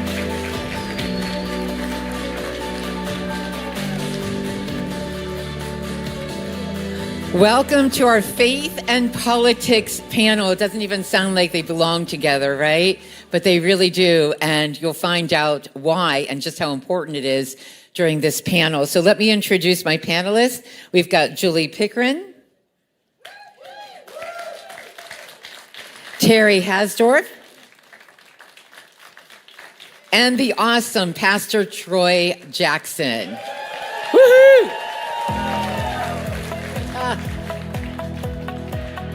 Let me just give you more of an introduction to these wonderful people up here with me. Julie serves on the Texas State Board of Education, proudly representing District 7. She is a graduate of Wharton School of Business Executive Leadership Program. How about that? She's an education advisor to 15 presidents and prime ministers and European Union. Impressive. Thank you for joining us today, Julie. Terry, yeah, very busy. Terry Hasdorf is the author of Running into the Fire, Why More Christians Need to Be Involved in Politics. She's a former congressional candidate, an expert in government and politics. She is the chair of Republican Women's Federal Forum in Washington, D.C. Thank you, Terry, for joining us today. Thank you, Rose. And we have Pastor, it seems like you're a favorite of the crowd, Pastor Troy Jackson. He serves on the ministry staff here at the New Beginnings Church. He's a biblical citizenship pastor. He does Right Perspective. It's a campaign strategies. And he is a candidate for vice chair for the Republican Texas Party here. So, woo. You know, I did radio, or do radio for 20 years, and mostly political conservative talk. But it came to a point where I realized that it's not so much about politics, because what we're facing right now, the abortion issue, freedom, our safety here in this country, has become more biblical, really, than political. So let's start with you, if you don't mind. Why do you think that we need to be more conscious of what is going on politically as Christians? Should we be involved? Absolutely, we should be involved. Just from a Christian perspective, the Bible tells us to be salt and light, right? And so whenever the Bible's instructing us to be salt and light, then it's telling us to be salt and light in the world, right? Because what does salt do? Salt preserves, light shines, light is a guiding, right? The beacon on the hill. So absolutely, as Christians, we should be very involved in politics. I think it's funny how for, lots of years we've been taught, don't talk about two things, right? Don't talk about politics and don't talk about religion. But you know what? That doesn't live in my world. And I know that doesn't live in anybody's world here because, I kind of say I'm a little bit of a boring person. If you want to talk with me, we're going to talk about politics and we're going to talk about the Bible, right? But yeah, that's what we're called to do. We're called to be salt and light. And I tell you what, it is such an honor and a privilege to serve the God of the impossible. Come on. And it's so important too, Terry, because as Christians, these are not political issues, really, if you think about it. It requires some policy, but the things that we talk about today are not political. They really are biblical. How do you tie that into, for example, your book, Running into the Fire? What exactly is that book about? So I ran for Congress in Alabama in 2020. I took over a super PAC after my race ended, and then God really put it on my heart to write this book. I've been in politics since I was a kid, and I realized that there are so many things that people just don't understand about how they really do have an enormous ability to influence what's happening in our government. But we have basically abdicated that role. And when we don't fill that void, guess what? Somebody else does. And a lot of times, it's not the kind of somebody that you want. So I wrote this book basically to equip people who had not been maybe as involved in politics with hope and also real practical information on how to make a real difference. It's a time where we have to lean in, not pull back. Our country has never been closer to the brink of socialism. I love that. And Pastor Troy, that leads right into what you do and what you believe. And we can't be afraid. We can't just say, oh God, well, we've got a mess in Washington, D.C. We have a mess in our state representatives. Let's just throw our hands up or we'll just sit and pray somewhere. But we really do need to get out there and get involved, don't we? Indeed, we do. And the way I explain it to people is that your body contains blood and plasma. Your blood and plasma work together to accomplish a mission. So your politics and your religion work together to accomplish a kingdom initiative. And so therefore, you do not need to be separating the two. We're called to change the culture, to infect the culture is what I tell my church. And when I talk about infection, think about COVID. COVID infected people, right? So our religion and our politics has to infect the culture so that we can kill the current disease of wokeness that is traveling across America and all over the world. But it takes real people of faith to say, I will not back down, I will not be silent, but I will stand firm on the biblical foundation of the Word of God, because I recognize at the end of the day, we all say we want him to say, well done, thou good and faithful servant. How can he say well done if we separate ourselves from impacting the culture for kingdom purposes? Oh, I love that. Interesting, isn't it, that we have come so far away from what our founding fathers desired of us as citizens of this great country, that newly established country. They believed that it was our duty, our God-given duty, to perform, to be a part of the system and to have a voice in it. What would you say, Julie, to the audience and to anybody that's watching, what would you say could be a possible first step? You don't have to run for office, right? We can be involved in other ways. Well, a little bit. Let me go back a little bit to your first question to answer the second question. So what we saw in this last generation, really kind of in the 70s, right? We saw the Bible come out of schools. The same time, y'all, back to the message of being salt and light. You have to realize that the largest great movement of God was the Jesus movement in the 70s, right? 60s and 70s. But at the same time, we were not salt and light in the world and our culture. So while we had the greatest movement of God happening in this country, the Jesus movement, we lost prayer in schools, we lost the Bible in schools, and abortion became the law of the land. So when I talk about being salt and light in culture, that's what I'm talking about. I love churches. I love Pastor Troy. I love the pastors of this church. My husband and I support a lot of ministries and a lot of churches, okay? What I'm talking about is being salt and light outside of these four walls, okay? That's where it counts. That's where you get the well done, good and faithful servant. And so, you know, when we saw that happen, when we saw the Bible being removed, when we saw the prayer being removed, and we saw the values, God's values being removed from our children and their education, that left a vacuum open for secular humanism, which, by the way, the United States Supreme Court says that secular humanism is a religion. So our education right now is not absent of religion. It's not the religion of what this country was founded on. There's a religion in our schools, but it's the religion that leads to communism and Marxism and socialism. Love it. So Terry, now you've got another perspective because you did actually run for office. And why did you decide to do that? Because that's a huge undertaking and it's not pretty. It's not pretty at all. What if someone is out there thinking, maybe I should run for school board or a local office? How would you advise them? Sure. So, you know, for me, it was an act of obedience. I prayed about it. I fasted. I knew that God was calling me to run.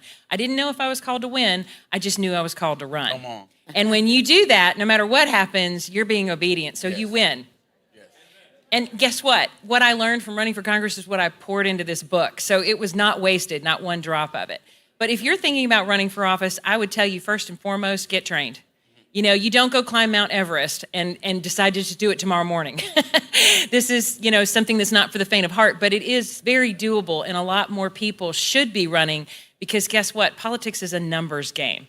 And if we have more good people on the ballot, it raises the likelihood that more good people are going to get into office. Come on. That's what's needed more than anything else.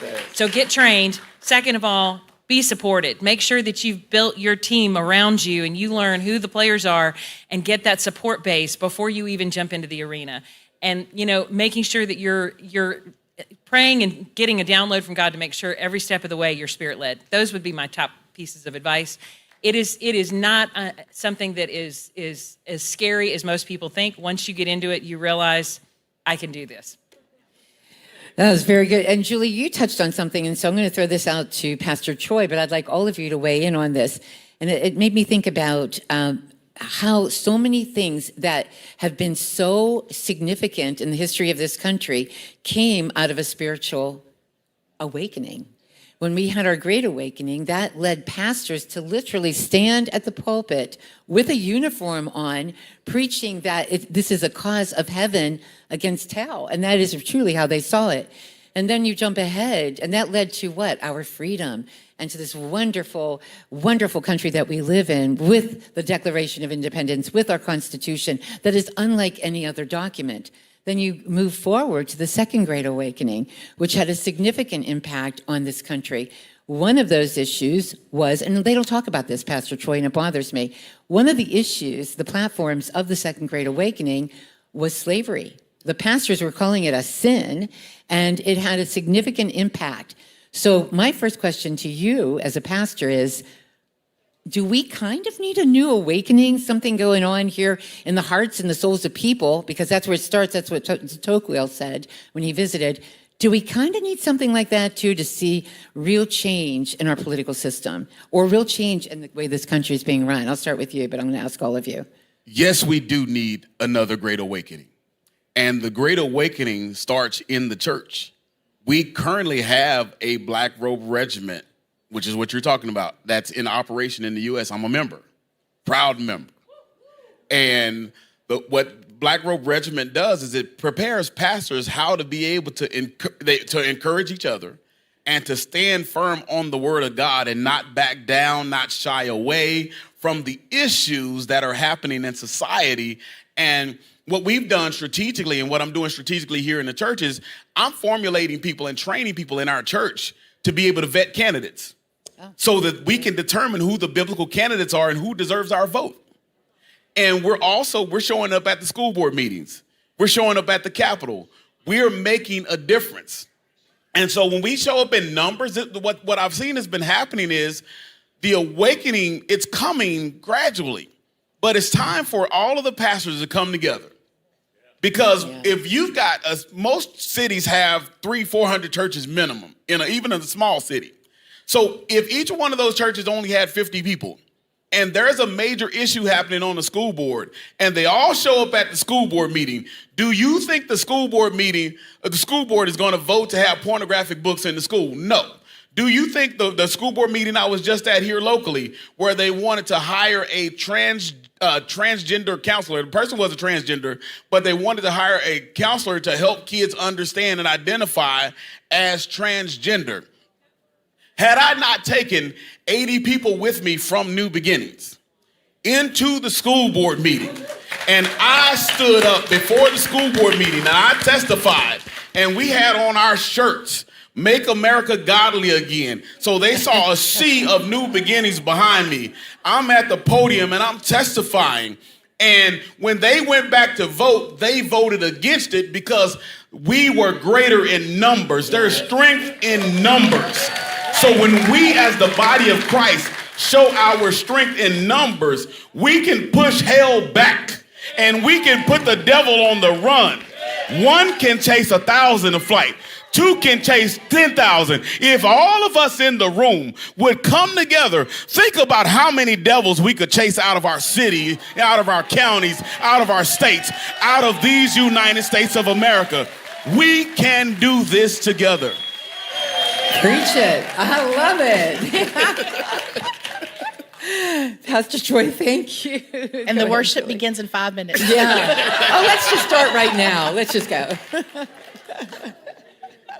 Go ahead, Julie. Would you like to weigh in on that subject? Or? Well, I'm just going to say hallelujah. Or amen and amen. Absolutely. You know, there's a town about 100,000 people about 300 miles south of here that they did exactly what Pastor's saying, and they united, and they moved their Wednesday night Bible study to Monday night because that's the night that City Council met, and so they had a Bible study at the church, and then the whole church went to the City Council meeting. Come on. And so great things happened. They turned the whole city around within a year, and then the ones that wouldn't get on board with doing it the biblical way and leading in God's way, they flipped them out of office and put in people in office that would. So completely changed a whole town of about 100,000 people. So yes, it's doable. But the beautiful thing is unity. We have unity among the believers. Unity is where the power of God is. So whenever we come together in unity, that's beautiful. But the main thing that I would say that everyone can do first and foremost is pray. Come on now. Pray. Prayer is key to success. We're called to be the Lord's army, right? And so if you're not praying, if you're not communicating, how do you know what the next steps are in your life? Because the Lord just tells us, just trust me for the next step. You don't have to see how many mama bears I got in here that we got this, right? So sometimes if God gives me the big picture, I'm like, okay, thank you, Lord, I got it, right? But that's not how the Lord works. And then I have to come back, repent because I probably fell on my face. But anyways, but the thing is just give us the next step, right? That's what prayer is. The main thing is pray. The second thing is show up. And the third thing is speak up. That's the 3 steps. Yes. Very good. And Terry? So, when you look at the numbers, 64% of Americans identify as Christians. And yet we know that there are roughly 90 million Christians who are eligible to vote.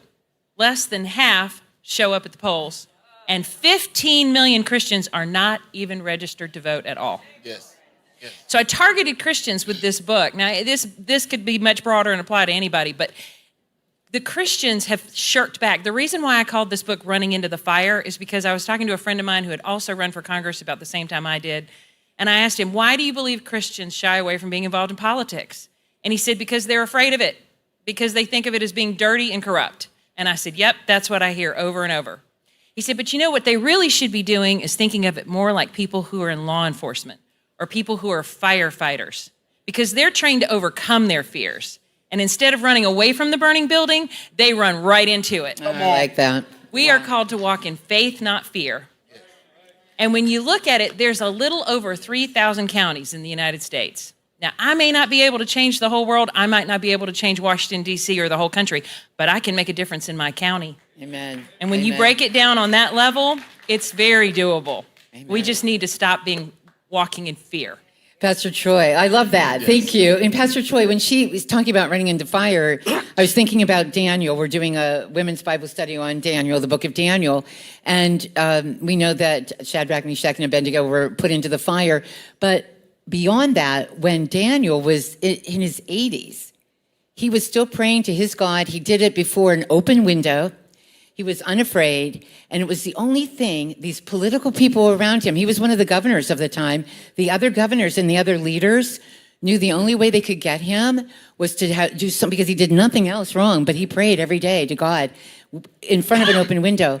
They made a decree that anyone for a month who prayed to anybody else other than Nebuchadnezzar should be put into the lion's den. Fascinatingly enough, an 87-year-old man around there, some in his 80s, right? As soon as he was in the meeting where they pushed the decree, he knew that they said, yeah, okay, let's go with this. He could have gone home. He could have gone into his closet, prayed quietly there for 30 days. He could have said, God, I don't want to go in the lion's den, so I'm not going to pray for 30 days. Is that cool? He didn't do that. As soon as the decree was made, he went right back to his house, right in front of that window, and prayed. Okay? Is that not the attitude that we need to adopt? That's the only attitude. Amen. Yes. Because my belief is that for God I live and for God I'll die. Blessed be the name of the Lord. I don't care what you bring toward me. My God is always greater than any attack that you can bring to my porch. And so I'm going to always stand firm in my faith because I'm accountable to him above all else. Amen. And so no matter what you say about me, I don't care. It doesn't matter. As long as what I'm doing is pleasing in the sight of the Almighty God. And so he's the only one. I'm not a people pleaser. I'm a God pleaser. So stop trying to please man and please the King of Glory. Because when you please the King of Glory, he will come into every situation in your life and he will flip the plate upside down. He will make it uncomfortable. But the thing about it, as long as we don't become weary in well-doing, we will reap in due season if we do not faint. Amen. I love it. I love it. This comment, I would love for all of you to comment on this because we have a few minutes left and I want to hear what each one of you has to say. A lot of times we hang all of our hopes on a person, a candidate, and there is no man or woman that is going to save this nation. There really isn't. It doesn't matter who you vote for, okay? No one is. But in 2 Chronicles, we are told, if my people who are called by my name would humble themselves and pray and get this and turn from their wicked ways. He said, my people. That means us. Okay, then we need to take a close look at our wicked ways. I will hear their prayer and answer it and heal their nation. Let's start with you, Julie. What do we need to do as believers if we want to see this nation healed, because it needs healed? It needs healed. Absolutely, absolutely. So I'm gonna go back to Micah 6:8, a Bible verse that I live by and I love. It says, "Love justice, show mercy to those who repent, and walk humbly before God." See, right now, I think especially in our culture and in our churches, we're getting humility a little twisted, right? The Bible tells us to humble ourselves to who? God, right? Humble ourselves to God. Matthew 6:33 says, seek my face, seek my righteousness, and then all these things will be added to you. So we have to humble ourselves to God, to God's ways, and then all things are perfected around us. But back to, what I started with, I love that we serve the God of impossible. Anybody who's done life in here with me, which there's a lot of people in here who have, thank y'all for your service, is that I love when people tell me something can't be done. If I had $1 or $5, $10, or whatever, for every time somebody told me, Julie, that can't be done. Julie, that can't be done in Texas. That can't be done in Georgia. That can't be done in Florida. That can't be done in America. That can't be done in Germany. That can't be done in Israel. If I had $1 for every time, and then you know what I say? My God is a God who loves to show off. Come on. So I can tell you from real life experience, I can tell you the worse the odds, the more faith I get. Because I know the more impossible it looks, the worse the odds are, then I know for sure that God is ready to show up and show off. Love it. Thank you. So believe him for the impossible. I'm going to tell you the Lord is trustworthy. Amen. Amen, amen. Terry. So, I would just say we're called to seek the welfare of the city that we're in. We're called to rule and reign. We have a call on our lives to be involved in the mountain of government. And if we don't serve that call, even if you're not called to run for office yourself, you don't get a pass. You have to support those who are. And that's where we've fallen down on the job. If we would just take the time to really get behind the good candidates. Sometimes the ones that have the billboards all over town are the very last ones that you want to vote for. And the ones that don't have the money, because they're not taking all the money from the special interests, are the very person that you want in that job. Come on, yes. But we have to amplify them. We have to get behind them. If the body of Christ would come together and just support itself better, we would have what we want. Amen. Wow, you guys are good. Pastor Troy, let's end this panel with you. I'm going to behave, I promise. No, don't. No. In the Bible, in the book of Genesis, God gave us dominion in the earth. What has happened is we as believers have given our dominion over to everything else. It is time in this season that if, like she said, if my people, that's what the if is, I believe. If we would take back our dominion, God's grace, which is sufficient for us, would show up and we would see him move in such a mighty way that we would acknowledge that it's not by our power, it's not by anything in us. We will see strength in places that we couldn't imagine that we could find strength. We would find hope in places that we couldn't imagine that we could find hope. And we will be able to help the right candidates get elected. We will be able to help the right people do the right thing, and we will be able to help the wrong people do the right thing that are in office. Why? Because we serve a God that can do exceedingly abundantly above all that we could ask or think. So in this season, I want you to start expecting God to do exceedingly abundantly above all that we can ask or think. Amen? Amen. Oh, wow, I love it. All right, I want to say thank you to Julie Pickering, Terry Hasdorf, and Pastor Troy Jackson. I just love it. I hope that you were blessed by this panel. I know I was. And let's go out. Let's go out, enjoy, and be led forth in peace. God bless you all. God bless you. You're too gracious.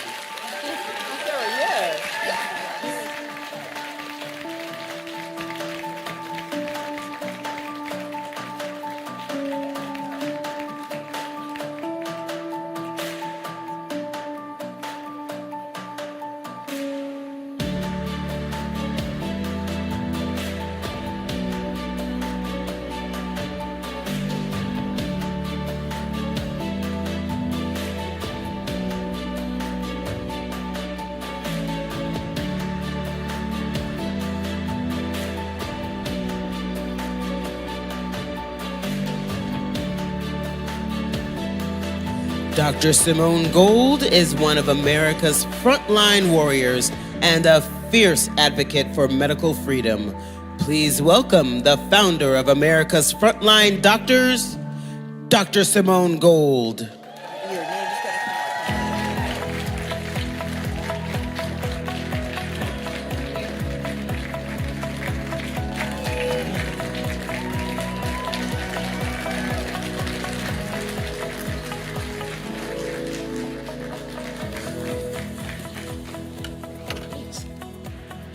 Hi, everybody. It is great to be here. I'm here really in tribute to Kimberly Fletcher, an amazing woman, right? An amazing woman. So I ran into Kimberly last week. I do a lot of public speaking, and as you know, I have a lot of different subjects that I get into, civil liberties and healthcare and et cetera, J6, all that. And I said, what should I talk about? And she said, well, what are the things a mom should know? Well, first of all, I am a mom, if you don't know that. I do have 2 kids. I don't talk about them publicly, but it certainly informs everything that I do. So I thought, well, what should moms know? Well, there's J6, there's the evisceration of our constitutional rights, there's COVID-19, there's vaccines, you know, our body, our choice. There's our dysfunctional healthcare system, there's gender-affirming care, and there's medical Marxism attempting to take over the world through the World Health Organization. Right? That's just a little bit of the things that you need to know. Right? But you need to know all of this in 12 minutes, right? Because that's a mom's life. So today's mom has to be incredibly informed, basically an investigative journalist, or she has to know one. And luckily for all of us, Kimberly knows a lot of people like that. Buckle up, I am going to give you the Cliff Notes version on a bunch of stuff. Okay, let me just start with J6 because I know that it's the most important civil liberties issue of our time. As most of you know, I personally endured a violent SWAT team arrest and later maximum security federal prison for 60 days. Because the new normal for conservative Americans is going to prison for a single misdemeanor. Let's not lose sight of how ludicrous that is. Nobody goes to prison for misdemeanors. So it is with some authority, speaking as both a lawyer and a former prisoner, that I bring you the biggest J6 news since J6th. And that is that there is now a case on the Supreme Court docket which likely will set free hundreds of J6 political prisoners. Already, Jack Smith has been forced to pause his illegal DC witch hunt of Trump. In a nutshell, nearly all of the DC judges issued absurd rulings that violated the plain meaning of ordinary words, and Supreme Court appears ready to spank them. Hundreds of defendants are in prison or, like myself, took a plea due to being charged with a federal law with the unrelated title of witness tampering and evidence shredding, a law that has nothing to do with civil protesters. And these slam prosecutions highlight just how vulnerable we all are all the time to the whims of the federal prosecutors. I just mentioned to a friend, a book was written 10 years ago called 3 Felonies a Day. And it's by a Harvard law professor, and he outlines with perfect clarity how most white-collar professionals, most people in this room, are literally committing 3 felonies a day. Because federal regulations have expanded so enormously that they have no connection, or virtually no connection, to common law, like assault, robbery, etc. So nobody even knows how many federal regulations are on the books. Let me just take a minute just to explain why I'm so passionate on this. This statute that's going to be heard in front of the Supreme Court, USA versus Fisher, they're going to hear it in April, it'll be resulted in June, puts on trial the 18 USC 1512 C2 statute. This statute was created because of the Enron billion-dollar collapse about 25 years ago. And Arthur Andersen had contributed to the mess, had a lot of evidence, and they literally put it through a shredder. Because the law as written didn't perfectly capture Arthur Andersen's illegal acts, they added to 1512 a subsection called C2. And this is witness tampering and evidence shredding. And everybody at the time it was passed said, this is to stop corporate bad actors. Congress said it, and Bush, when he signed it into law, said it. So they take this statute, which for 20 years has only been used against corporate bad actors for evidence shredding or obstructing justice with evidence in your hand. They've never applied it to a civil protester, ever. Not before J6, not after J6. My point is that we're literally committing what the prosecution could call 3 felonies a day. They charge all these hundreds of people with this kind of felony, a felony that isn't related to them. So watch for the Fisher case to be resulted in June. Make news when the oral arguments happen in April. But if this goes the way we all think it's going to go, a lot of J6, there's hundreds of them, will be released, starting around, or the charge is thrown out, and I do think that could be the domino that causes this thing to crumble. It's a big deal. It's a big deal. The second thing, which this room is pretty more informed than average on, are constitutional rights. Here's my perspective on what you need to know. Each one of us must fight for each one of them whenever we're presented with that situation. The First Amendment is my main issue, but recently I had to file a habeas petition for Sixth Amendment violation. The Bureau of Prison literally wasn't letting a defendant see his attorney. It's such black and white letter law. If you've seen any American movies on criminal justice, everybody knows you get an attorney. They were blocking his access to an attorney. So every single time you see a constitutional violation, there are no minor violations. Every single time, in whatever lane of life you're in, mom, housewife, teacher, nurse, it doesn't matter. You see it, you have to protest it. We must enforce the Constitution in every abridgment. Do not overlook these little injuries to the Constitution. There's no minor encroachments. Washington warned us about this very early. It's called usurpation, when agencies take power that doesn't belong to them. That's what's happening. You must fight it. I fought the California Medical Board, who essentially tried me again for J6. I had a J6 trial, or a plea. I had a J6 process with the DC court.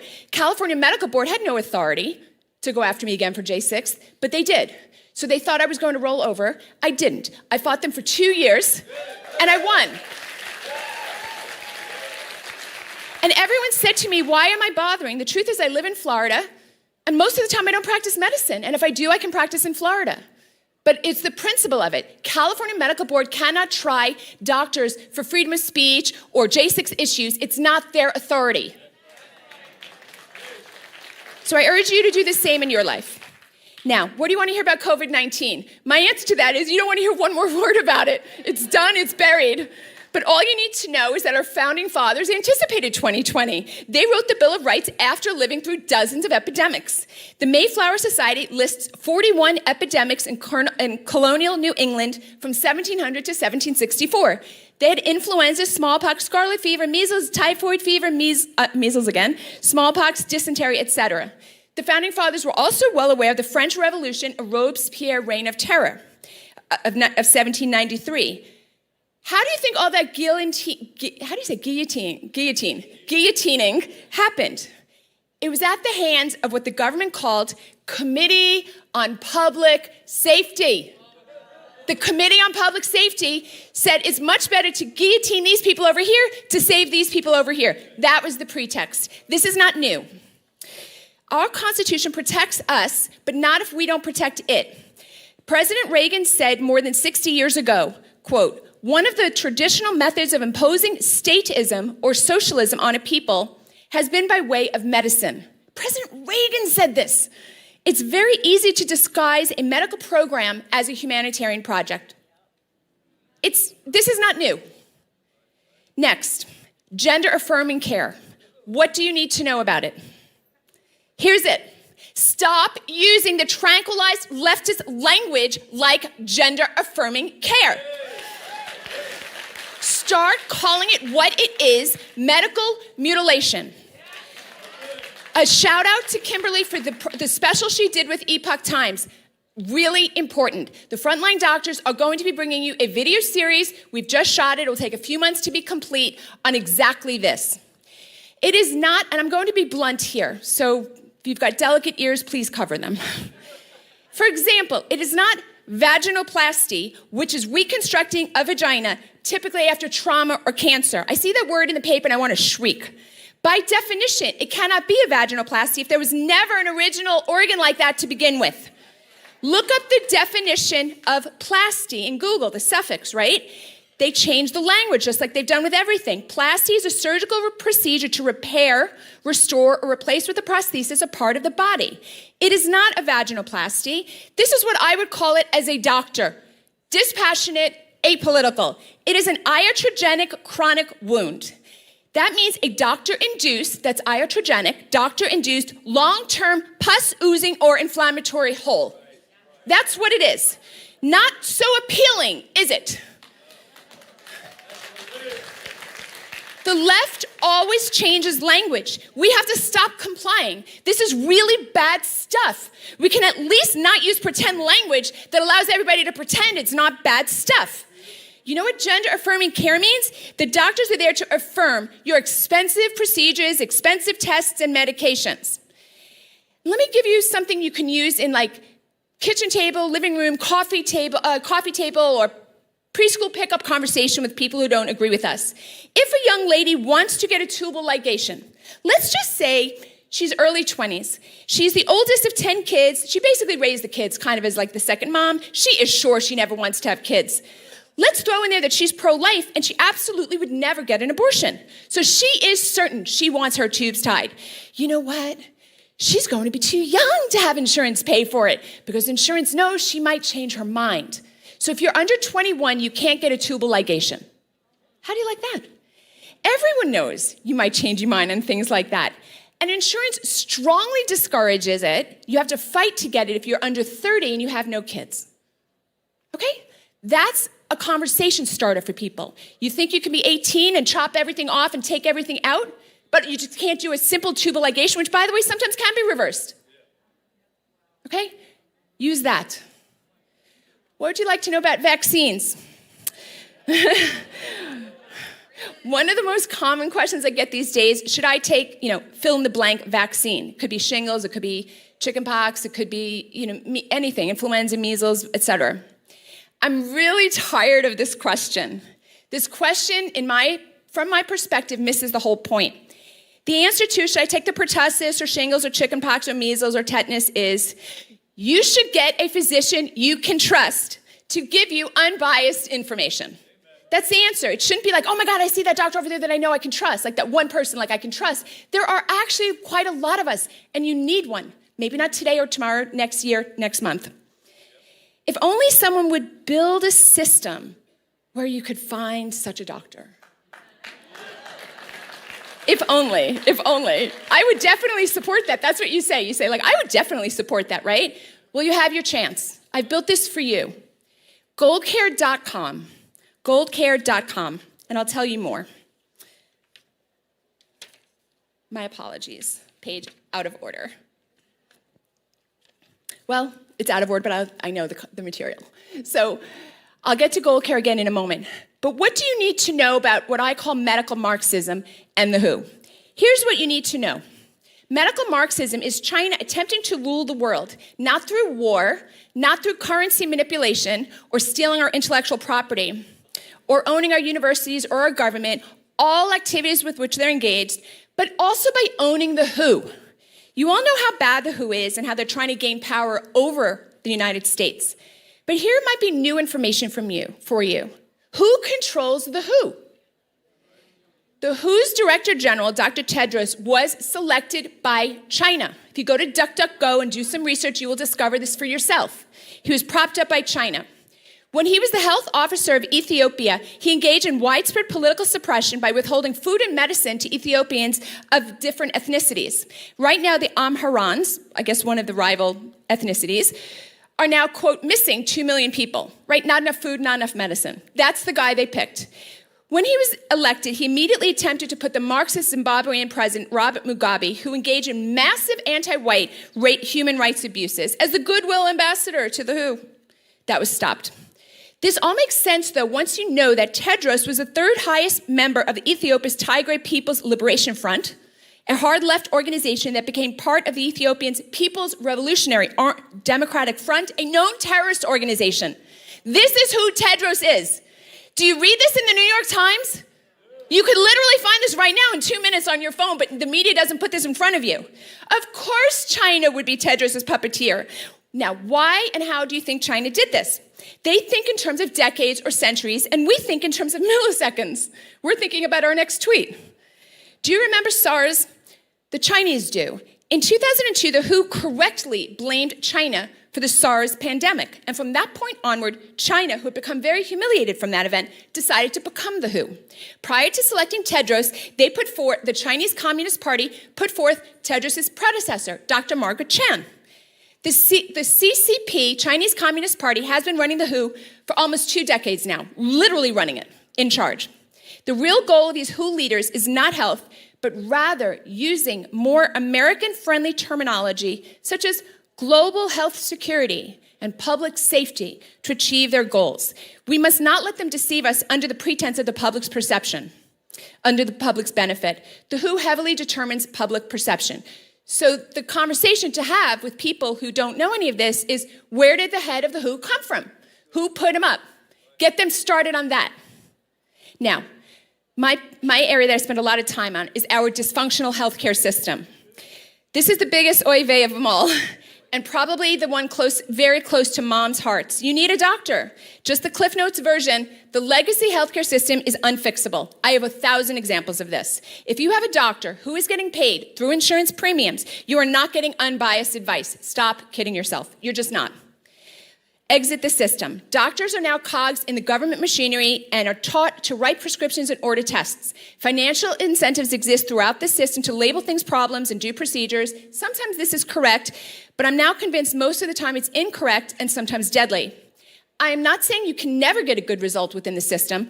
I'm saying it's not the goal of the system to get you a good result. You may not. It's not the actual goal.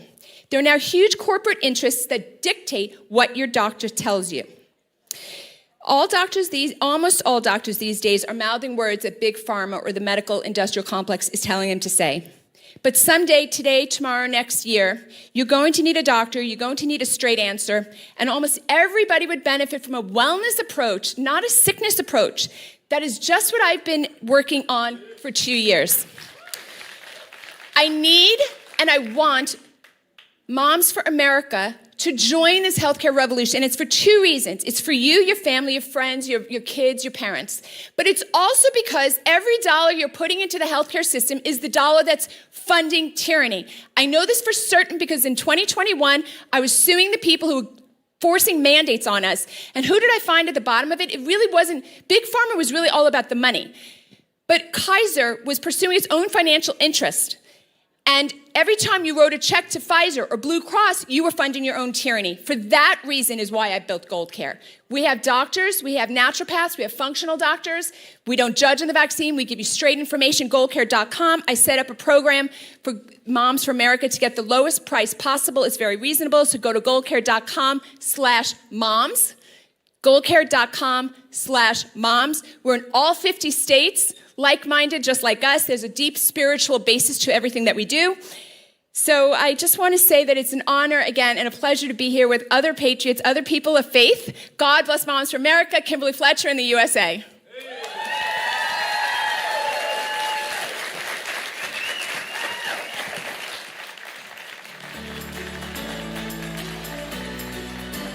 Please welcome Margaret Iucalano, founder of A City Without Orphans.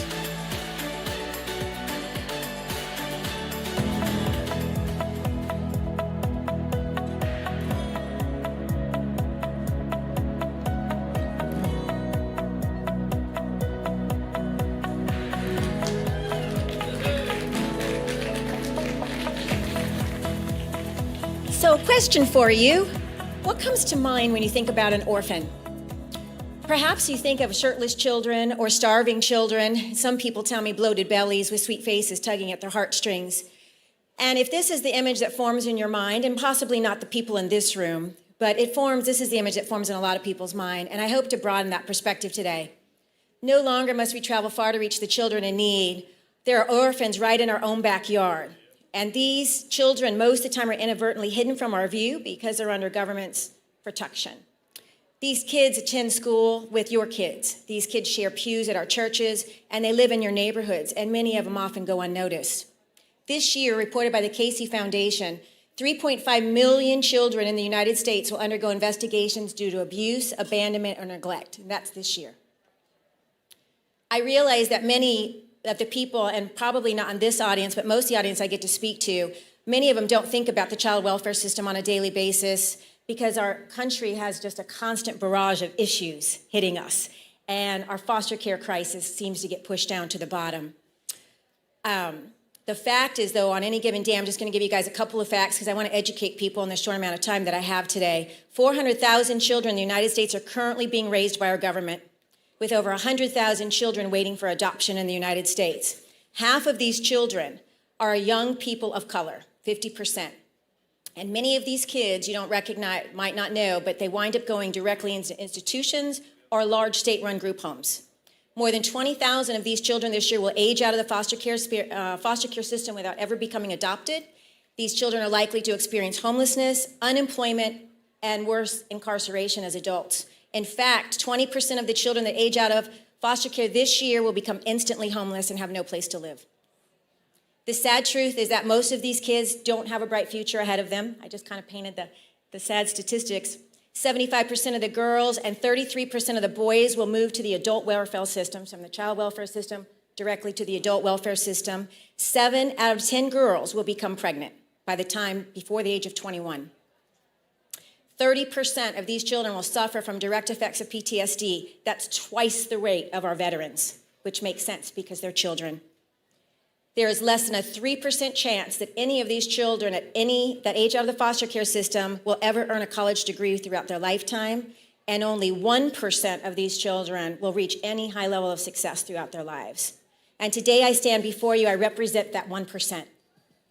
If you can imagine that by the age of 16, I lived in over 15 different foster homes, group homes, and even stints through juvenile hall when there was no foster homes to place me. I'd like to tell you all that all of these homes that I encountered loving families, I did not. The foster parents that I encountered were very ill-equipped to deal with me, and then the system was even much more overwhelming to them. I could share thousands of stories like my own. Some are much worse, and even some have died at the hands of the abusers. It's a tough road to live in so many foster homes. These kids, including myself, we never bond with the families we stay with because we know as soon as we get there, we're going to be moved. It's just a matter of time. I was in over 12 different high schools before I was able to graduate high school. And as a teenager, I tell people I was a forever stranger. I moved from home to home and school to school. These children come into the system through no fault of their own, and I'd like to believe that this system could provide a better home than the ones that we remove them from. But sadly, that is just not the case. Years after aging out of the system, I was able to reach high levels of success in the corporate world. Some people called it the American dream, which, by the way, I believe in. And I decided if I could accomplish breaking free from the system, that maybe I could help some of the other kids that are going through the same challenges. And then it's just a really big reminder, God always uses our story for good. We all have one. We just have to allow him to use us. And I've served up into this day over 250 kids as a guardian ad litem. I've worked for one of the largest child welfare providers in the country. I published a book about growing up in foster care, finding God, finding my way out of a terrible system. And I founded City Without Orphans back in 2013. I understand the inner workings of this system from a child who lived it and now from an adult who's worked in it. And what I have to tell you today is I've learned that the path to reform this system is an incredibly difficult journey. This system is a $90 billion taxpayer drain under Bidenomics, with a lot of people making a lot of money. Most of you don't read the 400-page HSA, Child Welfare Services bill that's coming through Congress right now, but I've read it. But I don't want to be discouraging. I want to offer a solution. And in July, a movie is going to be launching that you're going to all get to be part of and you'll get invited to, that's going to show a path to eradicate foster care in America. A few months back, I wrote a letter to the churches in America because I believe churches are uniquely called to eradicate the need for foster homes and address this crisis.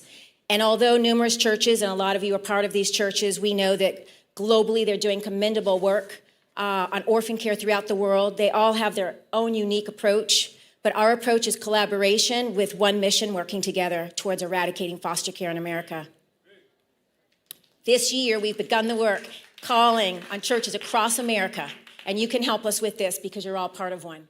And we're calling on churches across America. We want them to partner with us and work on one mission. And once again, I say, eradicate foster care in America. We need to eradicate it. Today, I'm elated, and I got a few minutes, and I'm trying to talk fast because everybody's gone over on you today. Moms for America has stepped up to join this fight. They are the first conservative organization to join me in a City Without Orphans. This partnership with Moms for America is going to catapult us to success. Who better to carry about the issue of children but Moms for America? We invite everybody in this room today who feels called by God to join us. We know that it's not going to be an easy battle, but we believe that to protect our most valuable asset, that's the children, and they're the future of America. We need people in this fight with us. And I want to leave with one final thought. And I've heard from countless children as a guardian ad litem, and I said, what do you want people to know? And they say, I want people to know that we have dreams, and we don't want to be the statistics that you talk about in front of us. Thank you. Not many people think about foster children, and on a daily basis, we, with Moms in America, are now on a mission to change that. And we hope that you will help us spread the word. You will be receiving updates via emails. Make sure you're registered with Moms for America because we really need you to help us eradicate this. And once again, I just want to say thank you to Kimberly Fletcher and for Moms for America for being the first conservative organization to step up with us to try to take on this national challenge. So thank you for your time, and God bless you. There is not one country that does not have human trafficking. It happens on the street and it happens on the internet. We are seeing in the world today, in the last 16 years, that human trafficking is increasing. That should be very alarming to people because we think that we have solved it.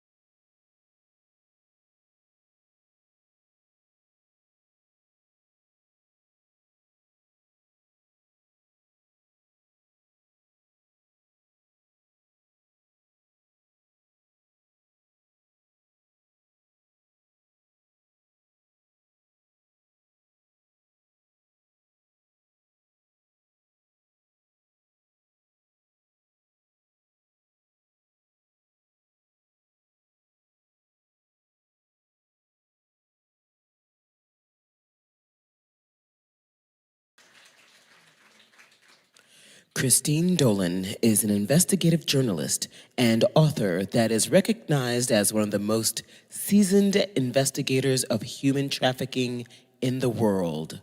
We are glad to have her here today to moderate a panel regarding sex trafficking in our community. Welcome, Christine Dolan.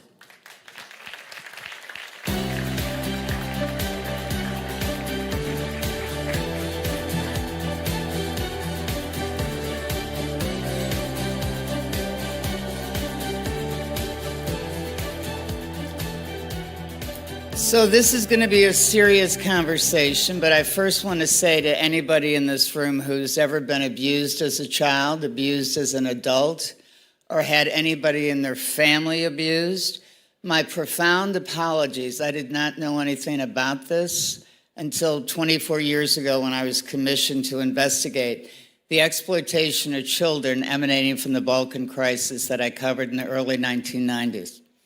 But now that I know about it, I've been talking about it, speaking about it, fighting for everybody, and I just want you to know there are many, many people that are going to join me today that are in the fight. We're not giving up, and we're going to change this. I'm the only journalist in the world who has ever infiltrated a minor attracted persons conference. I did it in spring of 2019. And when I say to you, this is not speculation, this is not QAnon, I was in the room. I pretended to be a therapist. They allowed therapists to be in the room at that point in time because they wanted therapists to advocate to change the law from the US law where therapists have to report pedophiles to the cops to the German model where you do not have to report to law enforcement. So when COVID broke and the trans evolution movement, whatever you want to call this eruption, exploded, I realized then and there that they had already advocated for the hospitals, the doctors, the people who do surgeries to change what is happening to the landscape of our society. So I can attest to you, they're coming not just after your kids, they're trying to normalize and decriminalize pedophilia. And the people that were standing in that conference called themselves minor attracted persons. And one of the guys had spent 10 years in jail, admitted it so. I couldn't keep my mouth shut. He came over to our table during the break, and I asked him about his friend. And he said he met his friend that he ended up going to jail for 10 years for because he was the son of a woman going through a really bad divorce. And I said, tell me about your friend. How old was your friend? 8 years of age.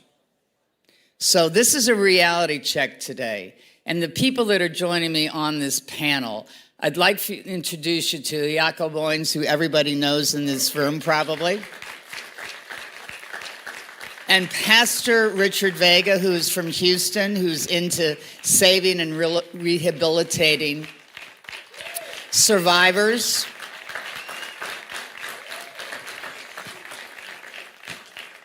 And I want to open with how our eyes opened, because for a lot of people, we have come to the conclusion that the word human trafficking really dilutes what we're talking about today.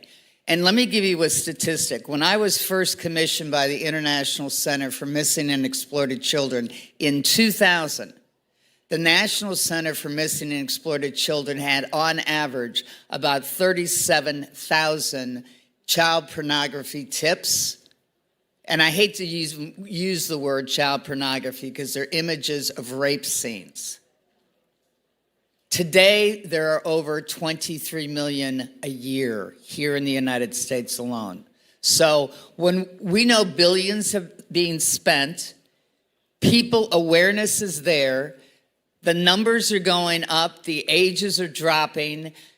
2003, and I was brought in by the inside by the Hague Porn Unit Law Enforcement and by Scotland Yard, ICE Cybercrime, etc.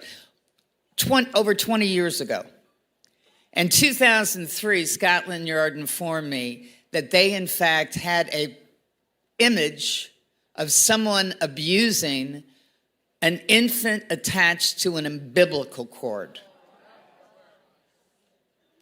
So this is a reality check. You might have to have a glass of wine this early in the morning by the time we finish with this. But this is a reality check to wake you up, because when you start talking about pedophilia being decriminalized in the United States, when we know the volume is up, it's a reality check that you need to get off the benches and get in the fight.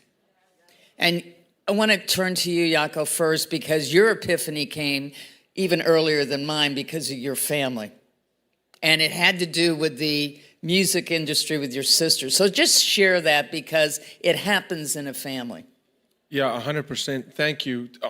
Honor to both of you, and thank you for your work. And just for you sitting in the chair, having a heart to say, listen, this matter is important to us. In 1994, Ilanka was 12.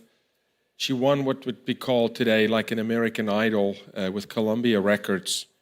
And she was trafficked through Columbia Records. Took us 6 years to rescue Ilanka, and I was blessed to be there for the rescue. But she was sold within the music industry to record label executives from around the world that would fly from London, England, from Paris, France, into the US, in South Africa, and then later the US, to traffic a child. And she was introduced then into a ring of other 12 and 14-year-old girls in the industry. And when you fast track and superimpose, that's 1994, today we're sitting here and we're investigating Sean Combs, Puff Daddy, and we're investigating Clive Davis, and we're investigating Sony Music, Columbia Records, Warner Brothers. And when you look at the career of Kesha, when Kesha came out and said, hey, I was trafficked by my record label, and a nation said, she's making it up, it would never happen. I'll close this comment with this. The average age of a man that buys sex from a child in the United States, right? He's a father of 2, married, and he earns north of $100,000 a year. That's the average buyer. It's not who you think. It's in your community. It's in your church. It's in your company. It's cultural. It has infiltrated our culture, and so it is as relevant today as ever before. We're growing 1,400% a year. So with all the awareness, to your point, and all the amazing work you've done, awareness by itself is not enough. We've got to go deep in the issue to learn how the predatory forces, how they work, how they operate. Pastor, what was your epiphany moment in this work? So what I do is we have a ranch. We have a human trafficking ranch, and what a lot of these, we get girls that come to our facility, and we give them a level of care from the ages 8 to 17. So we actually become their mommy and daddy. I was super excited. We had just got our ranch ready. I had been out there, giving tours and building a network of people that would be passionate about this line of work and just really getting people engaged. And I'll never forget, I was given a tour at the ranch, and I was so excited. And our executive director looks at me and she says, hey, she said, we just got our first girl. And I was so excited because all that work that we've been doing for over a year and a half is we're finally going to be able to start to be able to bring healing to somebody. We're going to be able to start to restore. We're going to be able to start to get in and really mold and help craft that individual's mind back to where it needs to be with Jesus. And when she said she's 9 years old, I lost it. I had a group in front of me, and I literally crumbled and cried and could not stop crying. I could not move forward with my tour. Our second girl was 9 years old. This is a reality of the epiphany that I had after all that work I was already putting in. 9 guys. I also want to let you know that because a lot of times, and this happened here in the United States, when, quote, human trafficking took on and to get it into the vernacular, a lot of times people talked about just the girls being the victims. And I want to give you an example because I am the journalist who met with the prosecutors in Boston who were investigating the Catholic Church in January of 2002. And I told the prosecutors at the time who were trying to negotiate with the Cardinal Law and his Catholic diocesan lawyers for documents. And at that point in time, the Catholic Church was saying to the prosecutors, you cannot have the documents because they are protected in confidentiality by canon law, as if canon law superseded common law. And I met with them at the behest of my late father, who said to me, Christine, you need to meet with the prosecutors because you know more than the prosecutors. So I did, and I told them, I said, and they looked at me like I had 5 heads, and I said, I recognize you're looking at me like I have 5 heads, but here's the truth of the matter. You have the juice. You have a search warrant. You need to go in there and you need to seize what they call under canon law as the historical secret archives. They will be probably prohibited because of the statute of limitations, but it will give you the roadmap to how they did the crimes. They moved the priest around nationally, internationally, throughout the rehabs, back out of the rehabs, across the parishes, outside of the countries, from Australia, from South Africa to Paraclete for rehab here in the United States. They did it. It sat the grand jury. The church wanted to keep those documents under seal, and but for the fact of Judge Constance Sweeney, who said these need to be out there in the public domain because of the public interest, nobody would really know the extent to which this horror was built into an institution. So when you talk about the entertainment industry from a personal knowledge, understand that this is institutionally embedded. It's culturally embedded in churches, just like it was 200, 300 years ago during the days of Wilberforce, when it was bedded into countries and governments. And we have to understand, especially after COVID, and I've investigated organ trafficking and now medical trafficking. Here's what people need to know in this audience and anybody who's tuning into this. You were all targets of what we call medical trafficking through the COVID experience.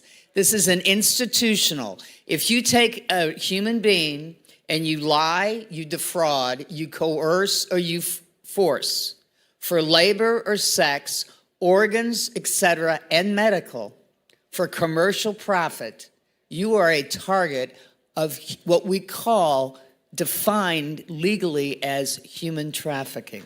Think about that. This is what we have gone through is medical trafficking.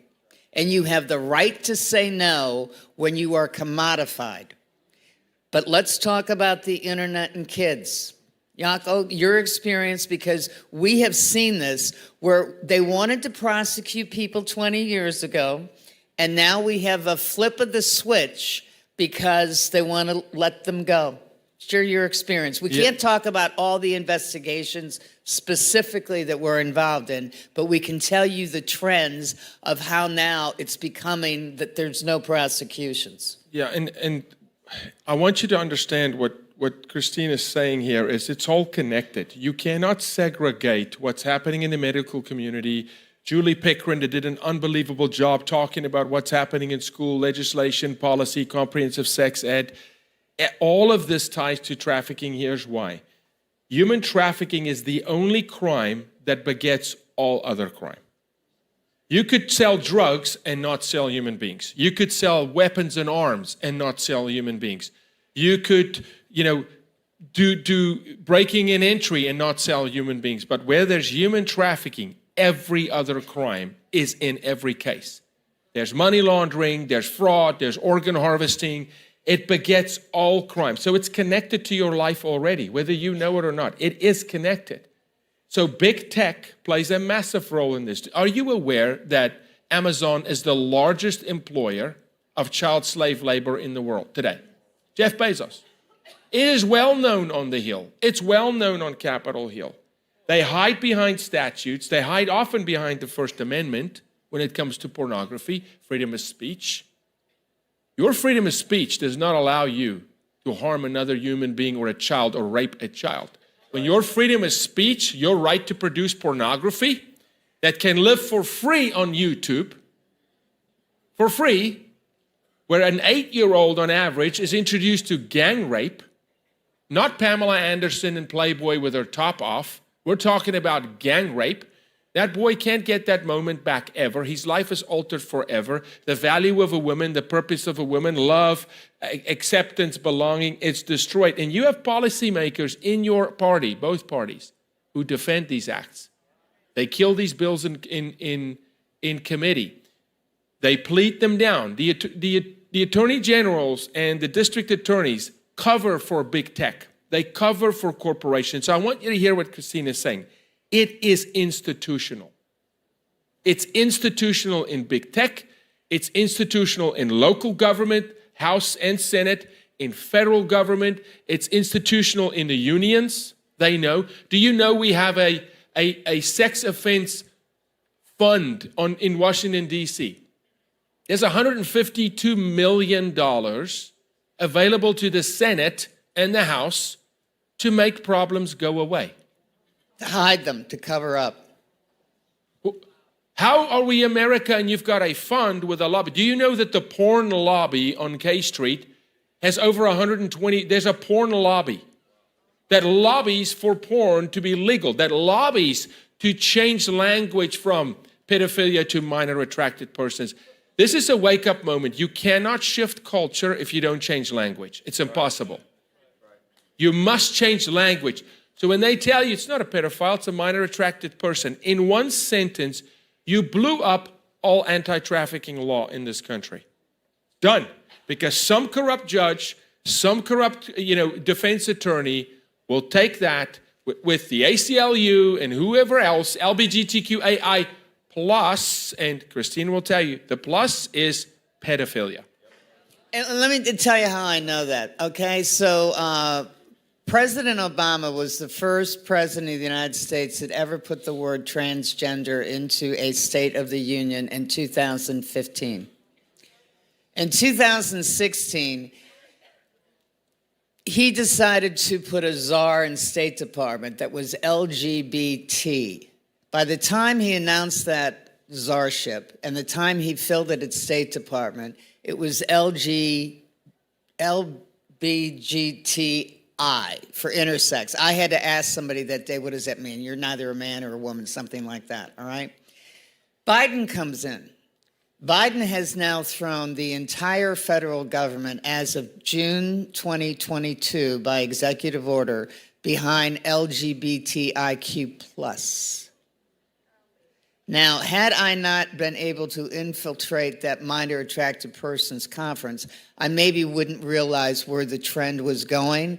But everybody has talked about the, banning books and what's in the books. If you go to the books that are in the schools, if you go to the books in the libraries, what we call the cartoon porn, take a look at those and then somebody think about this. Going back to the days of Playboy magazine coming through the mail and they had the brown wrapper on it, they had pedophile cartoons in Playboy at that time. So all of a sudden our culture has gone from putting it in wrappers to not putting it in wrappers to now putting it in books. And I don't know about anybody else in this room or in humanity, but I think everybody knows, and especially moms know this. Kids are monkey see, monkey do. If mommy says the S word or the B word at home, Johnny or Sally are going to say that thinking nothing of it in first grade. But most importantly, what I want to know is, where's the churches, Pastor? Because I know as a Catholic, I was blown away. I was blown away by the first global human trafficking investigation I did in 2000. When I took on the Catholic Church, which was my heritage, and I'm not a victim of rape, and nobody in my family is, because we had a family that was together, and you've talked about fatherhood, and you've talked about fatherhood and the strength of having families together, as everybody is knows in this room.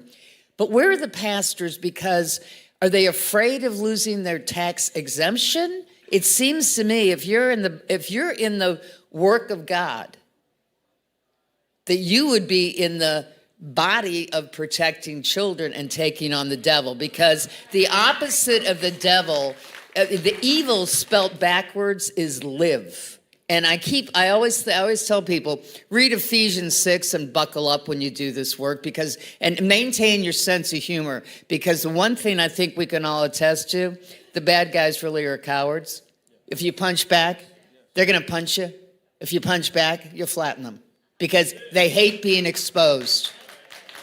But where are the pastors? Yeah, so what I'll tell you is a lot of the reason that we've been so successful is because there's churches that have been able to give. And what I'll tell you is I don't know where those cowardly pastors are at. They're part of the Revelation 21 verse 8, whenever he says the cowards, right? So if the men and women of God aren't preaching truth from the pulpit, I would leave that church. if they're not willing to address what is going on in our society, in our culture today, the sin and the pure evilness, leave that church. I'm just telling you, remove yourself from that covering. Start lining up with men and women of God that are going to take the charge and call out evil where it's at.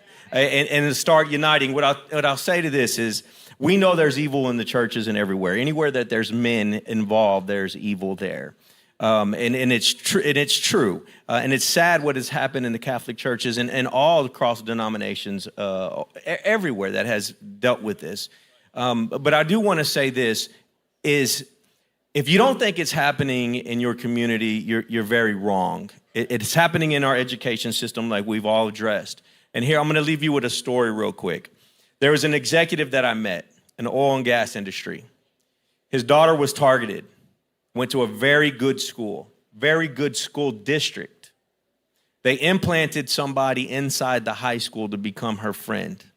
It was over a year plan. They got her to spend the night. They ended up getting her drugged, and they ended up selling her. This is very real. This isn't in a middle class. This is an upper middle class community. They ended up finding her in about 10 days in South Africa, loaded in a container, getting ready to be shipped off. And here's the reality of it is, he had the money to go after mercenaries to be able to hire them to go after his daughter because our law enforcement is under-equipped. But the reality of it is happening in our communities. That's the truth. So get plugged in with pastors or churches that are speaking truth, that are rising up, that are going to stand for righteousness and call out evil where it is and stand evil in the face and remove it. Okay, because of a lot of things. But what I want to just say is that we are in another part of my life. It's called America's Future. It's the oldest nonprofit in the country. We started in 1946. I'm blessed to be able to be part of it. We're going around to every state in this country, basically training not only activists, but law enforcement, district attorneys, assistant attorney generals, or AGs. We have gone to 4 states. We came here actually just north of here in Fort Worth. This idea, I mean, people don't want to talk about the abuse of children, okay? So let me give you like another movie, right? Called Into the Light. Or you can go watch Out of Shadows. 100 million people have watched Out of Shadows. The sequel to it was Into the Light. This is the worst problem, and I could get into the details about this madness that we have in our country abusing children. And that the child trafficking problem in our country right now is now like 10 times worse than the drug trafficking problem, because you can reuse a child and you cannot reuse a drug.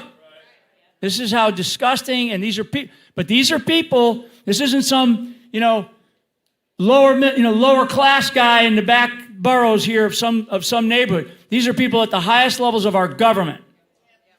Okay? And all across our communities. And it's just, Christ, drives me nuts. So anyway, we just want to make sure we get that point across. I want to say thanks to the people that are involved in doing this. Christine's been involved in this for 30, 40 years. No. Well, she don't want to say it. Still 29. I'm still 29. Okay, so that's it. We're done. Thank you, guys. Thank you. All right, thank you, guys. Thank you. God bless you. Get involved and take care of your families. Get them off the internet. Get them off of social media, because Zuckerberg doesn't care about your kids. Since 1979, Leadership Institute has identified, trained, and placed conservative leaders for America, in public policy, politics, the media, government, and beyond. Leadership Institute equips conservatives of all walks of life to run for office and defeat leftists at the ballot box, from state capitals to school boards, all the way to Washington. Many conservative leaders in Congress got their start at a Leadership Institute training. I was in a Leadership Institute class that came to Naples, Florida. So I've been where you are. Freedom is never more than one generation away from extinction. Help Leadership Institute raise leaders for America to stop the radical left. Join us today.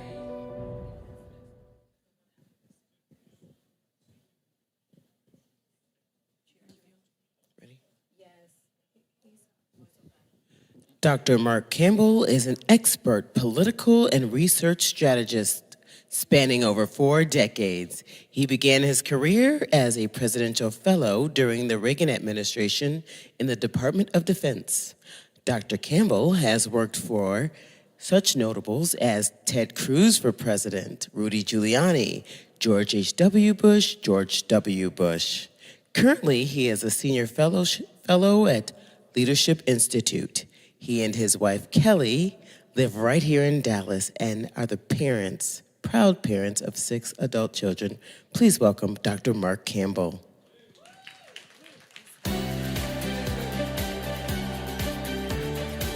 Good morning, Dallas. How is everybody? It's wonderful to be here. I am here to tell you that America's greatest days are in front of us because of you. All right? We travel around the country training activists and people and a lot of moms who do the majority of the work as it relates to changing America. Let me just tell you a very personal story, just sort of tell you what we're up against. I have a son at West Point, and he's very successful, varsity athlete, great kid, but we don't talk a lot because he's busy. 3 o'clock in the afternoon, I get a text from him, and it says, CRT, question mark? Yes, they were actually teaching that at West Point. So you're taking the best and the brightest, whether it be ROTC or enlisted, the service academies, and this agenda is being pushed. So people ask me very often, what kind of conservative are you? And I say, I'm a common sense conservative. I'm a conservative that wants to win elections, because if you don't win, you can't govern. I was Glenn Youngkin's campaign manager, and let me tell you a little bit about Glenn. He was calm, he was thoughtful, he was articulate, and he wasn't afraid to tell the truth. And what we were able to do in Virginia, because of Glenn's leadership and the really great campaign, was that we were able to reach people that we hadn't been able to reach for a long time. Most of you are familiar with a little place in Virginia called Loudoun County. Loudoun County is where the superintendent moved a young man who had raped a young girl in a bathroom to another school and never told anybody about it. And can you imagine? So we're still being attacked by the teachers union and everybody else because it's about what? Follow the money, right? So here's something that we're going to start teaching at our school board programs. And oh, by the way, happy to say Moms for America is a partner. We work very closely. God bless all of you. We're thrilled to be here, okay? So everybody here is a servant leader. Everybody here is more interested in making other people better and not looking for publicity or press or anything else. You have to have a servant's heart, right? So we are going to do what needs to be done. We're going to win school board elections. We have a dream of taking retiring military officers, putting them through a training course so they can become superintendents, right? Because it makes no sense to control the school board if the superintendent is fighting you every step of the way. So here's an interesting thing. We are encouraging all of our school board candidates to run on what issue? Literacy. Johnny and Joni can't read when they're in 3rd grade. If they can't read, they can't do math, they can't do anything else. So what exactly is the left going to say when we run a campaign based on literacy? Oh, well, no, that's not important, or we can't do it. So at some point, what's the only good thing about COVID is that it brought all of this to a head. Why is it that private, Christian, parochial, other schools were able to stay open and be perfectly fine, but somehow the teachers union closed down public schools? They closed down public schools. They want to dumb down magnet schools so Asian kids and their parents don't have schools of academic excellence. And guess what? It's all nonsense. But let me just tell you something that I learned. And it might be a little bit contrary to what my mother would tell you about me, but be nice. Don't be angry. During the Youngkin campaign, if somebody tried to be mean to us online, we were very dismissive but pleasant online. And here's just a hint for you. Nobody who is socially active and commenting on social media all the time is an undecided anything. Do not waste your time arguing with people online. Can we all agree on one thing? And if I say it, I want you to say, heck yeah. No, I want you to say, heck no. Can you ever fix stupid? Okay, so how much of our lives is based on trying to fix stupid? I mean, it's getting to be a full-time job for me. Right? I mean, I've been doing campaigns for 40 years, and I finally came across a research piece written in the 1960s, and it basically said, don't underestimate how utterly uninformed people are, and how the folks on the left, it's about indoctrination, it's about control. Remember, the left, government is their religion. That's their house of worship. That's what they pray to, because as you all know, the left thinks we're all too stupid to do anything or take care of ourselves. I remember growing up as a kid, my father and grandfather worked 2 jobs, and he had a house at the shore. Now, oh my God, you tell people to work 2 jobs and they go, what? What, are you crazy? We're kind of busy working on a 3-day work week. Okay, so little campaign secret for you. Treat people the way you want to be treated. Always. And here's a modification. Treat people the way they want to be treated. And you have to meet them halfway. In the Youngkin campaign, we did substantially better with Hispanics, Blacks, Asians, and moderates, because we went and talked to them. Don't be afraid. Don't be afraid of the mainstream media. You know, most people don't believe a word they read anymore, and they will be more influenced by you personally. You have more control over how your friends think and act than you could possibly imagine. So I'm here to tell you that all of you are very strange. You are here Saturday morning.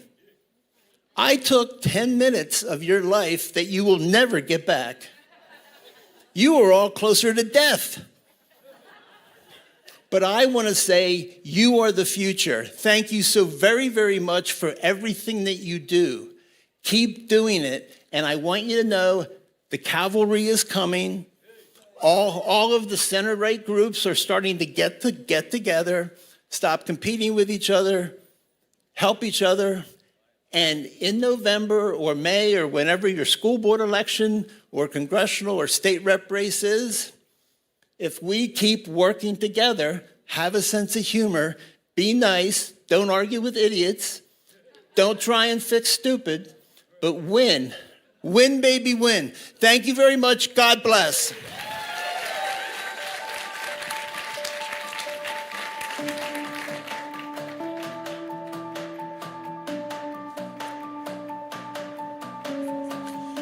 Lee Vlasblom is a school board trainer researcher for the Leadership Institute who worked for the U.S. Department of Education, served on the Central Bucks School District's Home and School Association, and has years of experience in the classroom. Welcome, Lee Vlasblom. see a lot of my mama bears from Thursday. So I am going to be moderating our next panel, which is our school board engagement panel, and I have some amazing guests with me today. So I would like to introduce Dr. Kelly Kohls, Lindsey Graham, otherwise known as our Patriot Barbie, and Alex Newman out to the stage. Thank you. I feel honored to be with them today. Come on in and sit down.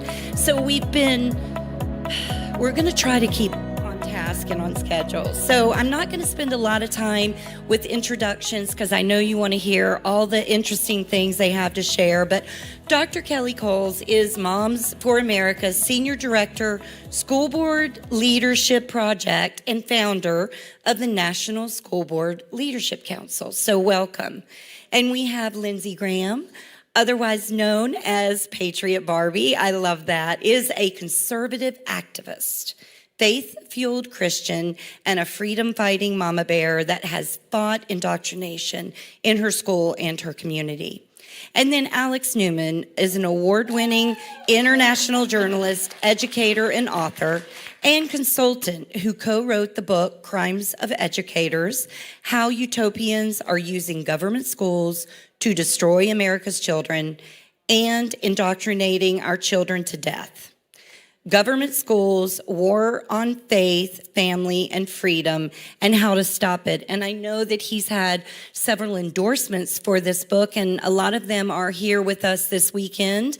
And I'm going to let him share that list. It's so big that I was afraid I'd forget someone. So welcome, everyone. And really today is about just encouragement and solutions and coming up with things that all of our warriors who are here can leave and have, and how they can impact their school boards and their districts and ultimately the children.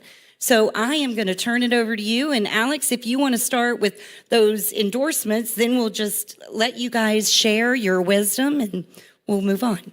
Well, thank you very much, Lee. And so what an honor to be here, first of all. And secondly, a lot of the people who did endorse the book are here, including Kim Fletcher, including General Flynn. I saw Kirk Cameron's booth in the back. It's just been a tremendous honor to have this kind of support for a book that, frankly, is probably a little bit controversial. You'll find out if you read it, but really a great honor to be with you guys. And thank you so much, Lee. Awesome. Thank you.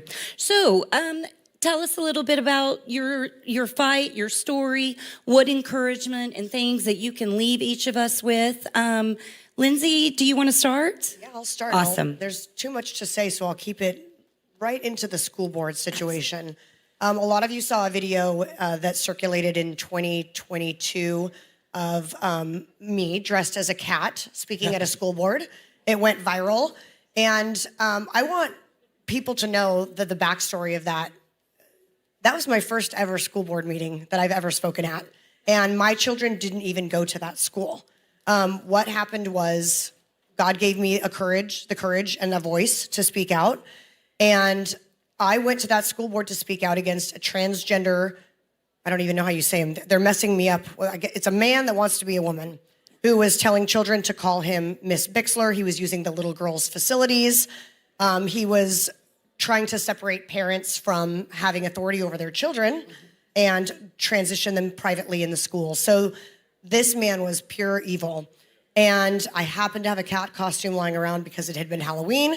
And I said, I can't believe that we live in a world where I have to explain that putting on a cat outfit and ears and a tail doesn't actually make me a cat. So you're mentally ill, and I'm mentally ill if I think I'm a cat now. And you guys, I'm not the most educated woman in the world. I didn't go to college. God created me for this without me knowing. And when you are speaking truth, there is nothing to rehearse for. There is nothing to prepare for. I didn't go to that school board meeting with facts or knowledge on the statistics of what this does to children. I went there as an outraged mom. And you know what the left loved to say? What are you even doing here? Your kids don't go to this school. Right. And my response, wait a minute, so I'm only allowed to care about my own kids? I'm not allowed to care about everyone else's kids? Right. That's why your side is so screwed up. You only care about yourselves. And I just want people to know that you don't have to have any authority in the school or kids in the school or the knowledge of the education. Just be pissed off enough to speak truth, and it will have an impact. Which, listen, for those of us that have sat there in the school board meetings, having community members that are engaged and really saying the things that you can't is very impactful, and we need it. And I know it's hard, and I know a lot of you probably have stories of being canceled or gone after if you have spoken up at meetings. And, you know, we need to encourage and to support people.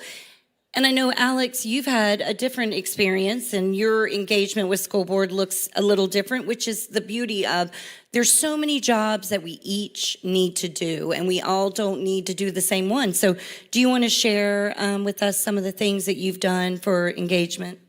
Yeah, a pleasure. Thank you. And what I always tell parents first and foremost is if you have children in the government indoctrination centers masquerading as schools, you need to treat the building like it's on fire. If your children are in there, you hear the screaming, you feel the heat from the flames, you've got to run in there, you've got to grab your child, and you've got to get him or her, and yes, there's only two genders, you've got to get them out of there. Now, once your children are safe, you know, as she was just pointing out, we don't just say, well, you know, who cares what happens to the other children? We must be concerned about this. These are human beings. They're made in the image of God. They're being abused systematically. They're being turned into revolutionaries to overthrow not just their families and our communities, but even our whole country, our Constitution. And so we need to treat this burning building situation like the emergency that it is. And one very, very effective way to wake the town is to show up at a school board meeting and expose what is going on there, or even to sit on the school board. Then you get lots of press, you get lots of headlines, you get lots of attention. It's a wonderful opportunity to expose the wickedness that has taken over this system. And you know, I use the burning building analogy. It's really not adequate because a burning building will hurt your children physically. It might even kill them. And to be clear, the government schools are actually killing children in huge, huge numbers. Suicide is one of the leading causes of death among children today. This would have been absolutely unthinkable even just a few generations ago. The kids are coming to school with guns and shooting each other. They're chopping off their private parts with the help from the school. So yes, they're being hurt physically in horrific, horrific ways, but they're also being destroyed spiritually and emotionally and academically. Less than 1/3 of them are even proficient in any of the subjects that parents expect their children to be learning: reading, writing, math, etc. So this is an emergency. We need to treat it like an emergency. I believe it's the most important issue facing our country, our families, and our church. And if we don't deal with it, this is the issue that everything else will rise and fall on. If we don't deal with the crisis of 3/4 of our children being indoctrinated to hate their families, hate the church, hate God, and hate their country, we're going to lose all of it. So we've got to deal with it. And really taking away the voice of the parent. I mean, thank you. We see that. They want to remove the parent from the equation. And while I know that the narrative in 21 was parental rights, and it was very effective. I know we at Leadership Institute, when we teach our communication and messaging, we really talk about knowing the same and the right words to use. And now we found greater success with parent involvement. Same concept, it's just delivered in a little bit of a different way, but we have to be the firewall. And we have to get the support to the school board. And so these are important things. And I agree. I mean, as a parent, it's your job to save your child and do what's best. And no one knows better than a parent. But then secure your own child and then go back in for the other parents and the other children who don't have that option.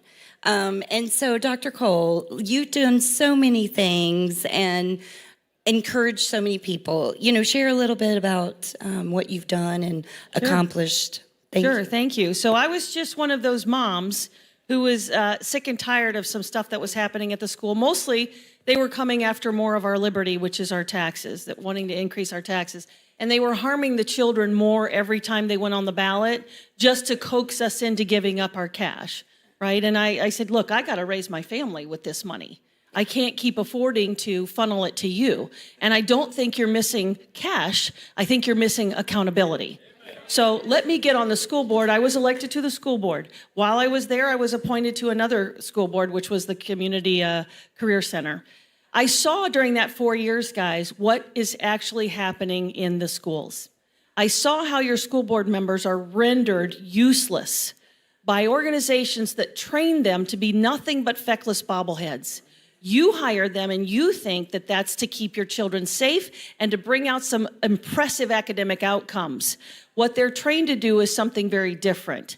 They're trained to just shake their head yes on everything. If they dare to step out of that rigid walled box that they're put in by their administration, by their school board trainers, by their legal counsel, by the treasurer, and by the unions. They're put in this rigid walled box. If they dare to step out, they are absolutely tortured in many ways. And trust me, if you Google my name, you'll see some of that torture. And if you YouTube my name, you'll see some too. So the news media comes like crazy. The people stand at the podium. And I thought, this is the strangest place I've ever been, where truth is a lie and lie is a truth, where everybody in the system was lying to my face as an elected representative. They never seemed to be able to tell me the truth. So I would go find out the rest of the story. So what I did, guys, is I'm hoping, and we talk about parents a lot, all of you guys who are citizens in your school district deserve the right to be heard. You have skin in the game. It may or may not be your children, but it is your cash. It is your liberty. You have the right to stand there at that podium. You have the right to look at that curriculum. You have the right to say this is child abusive. What I do is I train school board members how to say that kind of stuff. I train them what their rights and the responsibilities really are. Don't listen to these other mouthpieces who are just noisy. Don't listen to them because they don't answer, you don't answer to them. You will answer to one. It's not those people. So stay that course. And I train them how to stand up for the rights and the responsibilities for themselves, their community, and those students. And it takes some training because it doesn't come naturally for most of us. Very, very good point. And one of the things that you mentioned, which is spot on, is really just know what you are allowed to do legally and know what a school board director or member in your state really is, they've been elected to do. So many times they will try to make you understand that, the school board lawyer, he doesn't really work for the school board. Yes, he does. The superintendent absolutely works for the school board. So these are things that knowledge is power. And if you know they can and should be doing something, then they better do it. And you can support them in doing it, which the support piece is huge. And so that's kind of what I think I'd like to hear each of you share a little bit about is some solutions or strategies that you found that work, because we're going to all leave here and we're going to need to fight the fight. What are some tools that we can put in our tool belt? What are some things that we can do? And there is power in numbers. Leadership Institute, it's the number of people that you have, the effectiveness. What can we do to increase the effectiveness of what we're doing? So if you just want to share some of your strategies or things that you think can really be solutions that they can take back, I think it would be helpful. Well, first of all, I love the diversity of this panel. I know that diversity is a trigger word, but I love the diversity here. Especially diversity of thought. Exactly, yes. That's a trigger. It's just so clear that I can't do what Alex does, and God has not called me to, and I cannot do what she's doing. God has not called me, and probably vice versa. You want to dress as a cat and go to the school? No, you probably would. 100%. That would look awkward. Yeah, and Alex Stein will. And the school board directors can't do what they need to do without each of you. Exactly, and so everyone plays a role. And I've talked about this at length, that we all can understand what God has called us to do and then dive into doing that and not get distracted. I've had people say, well, you should run for school board. And I'm like, I would be bogged down every day fighting these people and I wouldn't be able to do what I'm able to do. And I hate to go back to the cat thing again, but when I went and did that, it made very little impact. It impacted the people in the room. It impacted the other school board members that were like, someone is finally standing up. Thank you. And it impacted me personally to understand that some parents are completely oblivious as to what's going on in their school. You don't know that a man is hovering over your 5-year-old daughter and saying, call me Miss Bixler. I mean, and this man is harming your children. He's teaching them lies and untruths, and he's indoctrinating them. And I will say this. When that video went viral, it had a massive impact. So my little antic was fabulous because there is a school board member that is conservative on that board, and he kind of gave me a little nod during the speech. But he came up to me later and said, this is blowing up. It went on Fox News and everything. I went on Fox News in my cat costume. And he said, the parents are emailing, they are calling. This was months ago that I did this, but now they're all going, wait a minute, that's my kid's school. This dude is interacting with my child on a daily, he's using my little girl's restrooms at events. And he said, thank you for doing that because they're aware. And now we can take action against this Paul Bixler and get him off the board, but more parents know, so more people are activated. So my message could be, maybe you can't do what we're doing, but you can share videos like that, and you can make people aware, and you can talk about it. And when you do, and you bring awareness that maybe you don't want to go to the school board dressed as a cat, but I did, you're welcome. You can share that video, and a parent would see that and go, oh my gosh, my kid is in a burning building. I got to get him out. So be bold. I love it. And also bring awareness. I love that. Thank you. Yeah, I actually read an article about her in her cat costume, and it's huge. I mean, things like that can really have a profound impact on the culture. On this issue that we're talking about, where I think we really need to go, I think we need a long-term perspective here. And in my view, trying to reform cancer is not a good idea. You just want to get rid of the cancer. And when you understand the history of where this system came from, you understand that we are dealing with a cancer that is going to destroy everything we hold dear. And I don't mean anything against teachers. It'd be like saying you're against farmers because you oppose collective farming in the Soviet Union. It's ridiculous. Of course we support farmers, and of course we support food production. We need education, but we need real education. When you look at the architects, the engineers, the builders of this system that we today call the government school system, every one of the key people was a communist who rejected the Bible, who wanted to indoctrinate children to fundamentally transform this country. We can prove it. We've got the primary source documents. So we don't want to tinker around the edges. We need a long-term vision, and I think that vision needs to be, we need to shut down the old system and build new systems. Churches are empty 5 days a week.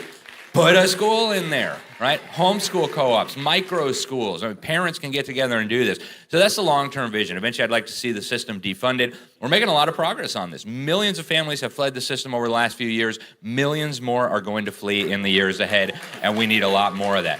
But in the meantime, there are kids still trapped in this burning building. So everything we can do to reduce the funding, to reduce the number of children in there, to continue weakening these institutions is going to be a net benefit, not just to the individual children, but to the community, to the taxpayer, to our freedom, and of course to the churches in that community. We're losing about 80% of Christian children who spend 12 years in a government brainwash camp. The churches are going to die in America if we don't deal with this crisis, so I can't emphasize any stronger. We must deal with this crisis. Like Lindsey said, not everybody can do everything. God has called each of us to our own little role in this battle, but this is the one battle that I think everybody needs to spend at least some time on. And that's perfectly said. I mean, coalitions and collaborating with those to, if you do choose homeschooling, there really are some amazing, organizations out there, but really just, I know school choice, and we don't really have time to go into that, but like free enterprise. I mean, if you're doing something really well, then you're competitive, and you don't have to worry about, undoing something. It just forces the others to do better. So spot on, and supporting each other in that. Dr. Kohls? Yes, I would encourage people to think about running for school board, okay? or think about supporting somebody that does, and then show up to the meeting when they're there, because often I knew the forces were against me. I knew I was in the minority, but if I could see one or two friendly faces in the audience out of an audience of red shirts, you know, red for Ed, that were always opposed to anything I would say, right? They boo and hiss like children. It was ridiculous. But if I saw a couple friendly faces, I was very happy about that. And I knew that I was supportive and I was conveying the message from my community. Even if I didn't see them in the audience, it was important to see a couple people there. And please speak up. You can do it through emails. You can do it on Facebook. My job is to train you once you're there. So lots of organizations will help you be a candidate. My job is to take you from there and shore you up and tell you these are your rights and these are your responsibilities. When you swear an oath, you have a right to speak. Don't let anybody tell you you don't. And when you do have that right to speak, go ahead and say at a school board meeting, when are we going to have a serious conversation about our failing academics? When are we going to have a serious conversation about the child abusive curriculum that's in this school? When are we going to have a serious conversation about safety? How do we keep our children safe if we're doing things that harm them in the classroom every day? Sometimes the biggest bully is the one in the front of the classroom. When are we going to have a conversation about that? You know, and I would say it with a smile. Right, today I'm a bit more serious, but I would say it and say, when are we going to have that conversation? Because today, 75% of Ohio students who take the ACT don't meet the minimum competencies to get into college. 75%. Don't you think that's happening in every state? Yes. So I help school board members find that data so that they can present it. It's not just an opinion. It's a real thing that's happening in our schools, that either we embrace the marketplace and become the school district that everybody wants to go to because our academic record is stellar. And if we focus on academics, we're going to have to kick a lot of that nonsense, abusive stuff out. Now, are you willing to do that to save our school? If you're willing to do that to save our school, then we will embrace the marketplace and get those students to come back here. But guys, I'm not sure that's going to happen because I don't believe in my 4 years there that they care about academics at all. Right. And we've got to bring that awareness to them. I know I got to work with Dr. Campbell all the time. I feel like I won the lottery. He's a wealth of information and such a different perspective. And one of the things we talked about on Thursday with some of the chapter leaders was literacy. We've got to bring the discussion back to literacy because we own that. They have not taught our children. And he shared on Thursday that they use literacy rates in 3rd grade to determine how many spaces they're going to need in the prisons in your community. There is a correlation to a lack of literacy to seats in a jail. And, you know, Dr. Campbell did not make that up. We've got a serious issue, and we need to bring the conversation and the message back to where they're failing. And these other items are dog whistles. Can I add to that? Absolutely. We've got about 6 seconds. I want you to know, though, that in most of the laws in the states that say you have to have a 3rd grade reading guarantee, even if 75% of your students don't meet the basic benchmark, which is really low benchmark, even if they don't meet that, the principal gets to decide to progress them to the 4th grade anyway. So again, the system is not wired right now to keep academics as the focus. It's something else, guys. Well, thank you. And thank you to all of you that are out there doing the hard work. And I look forward to getting in there and training you more. And we've got lots of work to do, and we're going to get you the resources you need to do it. Thank you.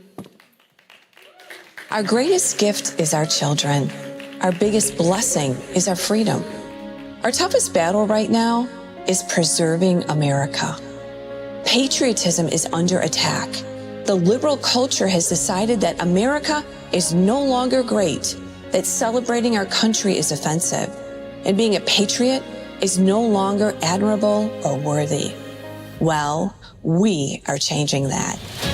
We as mothers are flipping the script and restoring patriotism in our homes, our schools, and in our country. We know that the future generations must carry the torch of freedom and defend the principles of liberty. That is why we are providing amazing resources to restore and renew a patriot heart. We are making it easy to turn your home red, white, and blue with Patriot Packs for your kids. American Heritage books, Liberty trips for your family, and various mentorship programs for moms, kids, and families. Our children must know why we stand for the anthem, why we kneel and pray, why we pledge allegiance to our country, and what makes America exceptional. Moms, please join us as we change the culture and restore patriotism, one home at a time.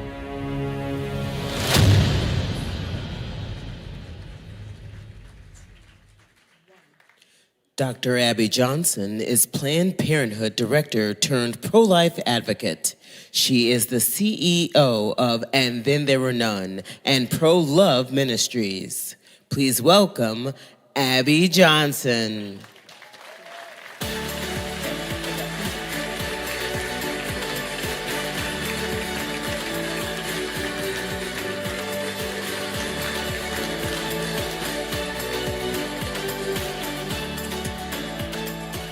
All right, well, I am a Texan, so howdy. All right, I live in Austin, so our little Portland of Texas. So, yeah, I live there with my husband Doug and our 8 children. So yeah, I know. I tell people I became pro-life and I couldn't stop breeding. It's good. Anybody else have 8 kids or more here? Yeah. Yay. I mean, that's what we've got to do. We've got to create more little conservative warriors, right? So eventually we're going to win this fight because the left keeps killing their children. And we keep birthing ours. And so eventually we're going to outnumber them, right? So anyway, a lot of you know my story. I worked at Planned Parenthood for 8 years, and I'm now a pro-life advocate. And I was trying to think of what I wanted to talk to you guys about. And I guess the main thing I want to talk to you guys about, because a lot of you are moms, although I see some men in here. Yay, thanks for coming. But I wanted to talk to you guys about kind of the indoctrination of our children from Planned Parenthood. And I was unfortunately a part of that for 8 years. I was a willing part of that and eagerly partook in that.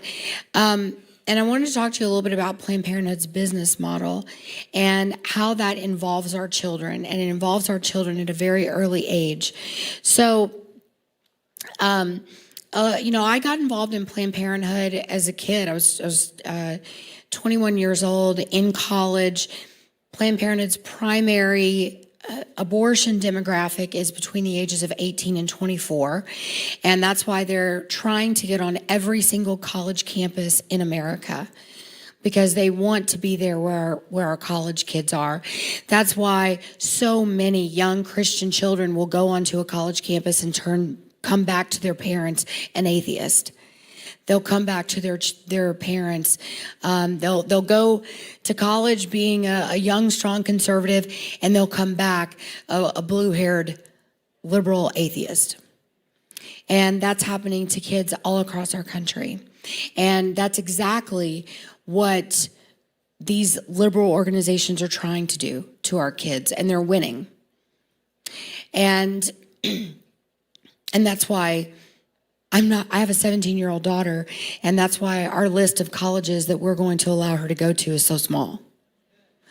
We have to take charge as parents of where we allow our children to go to college, if we allow them to go at all.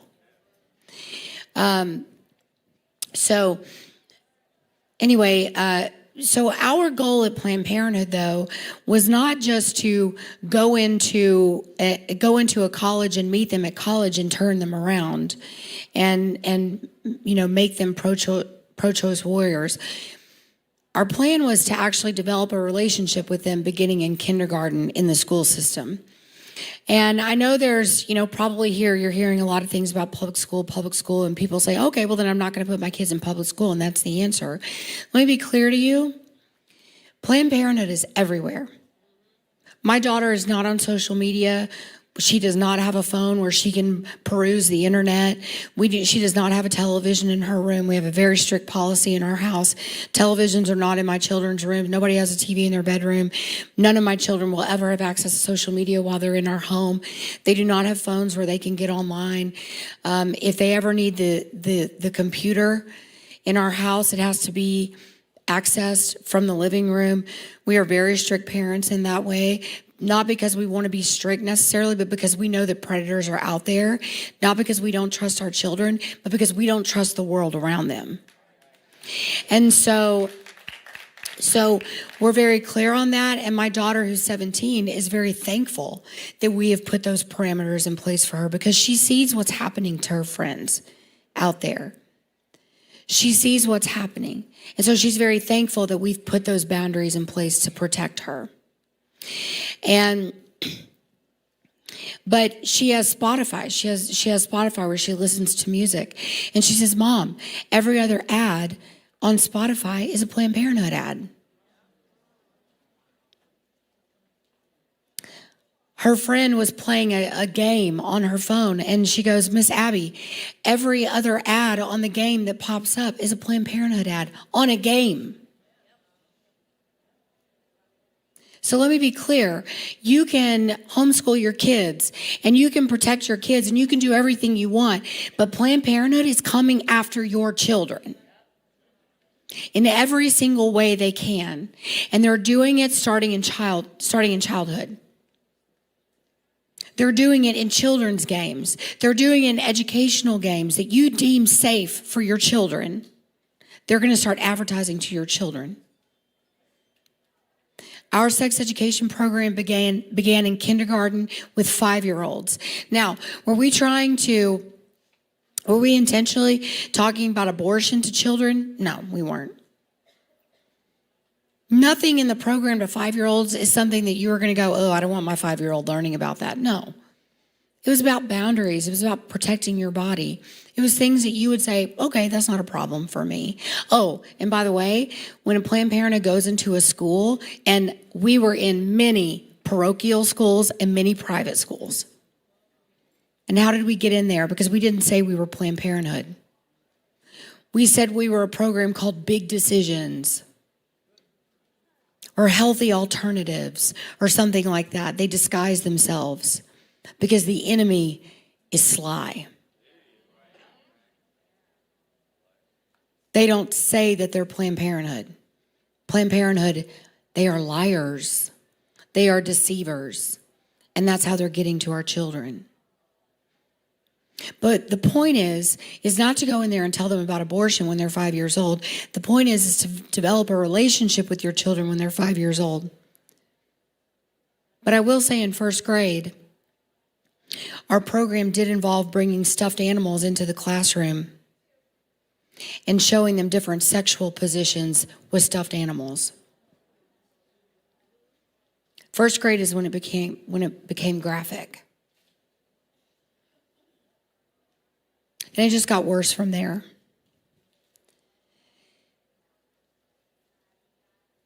The whole point of getting into the school and developing a relationship with your children is so that when your children do start to have questions about sexuality, and they will,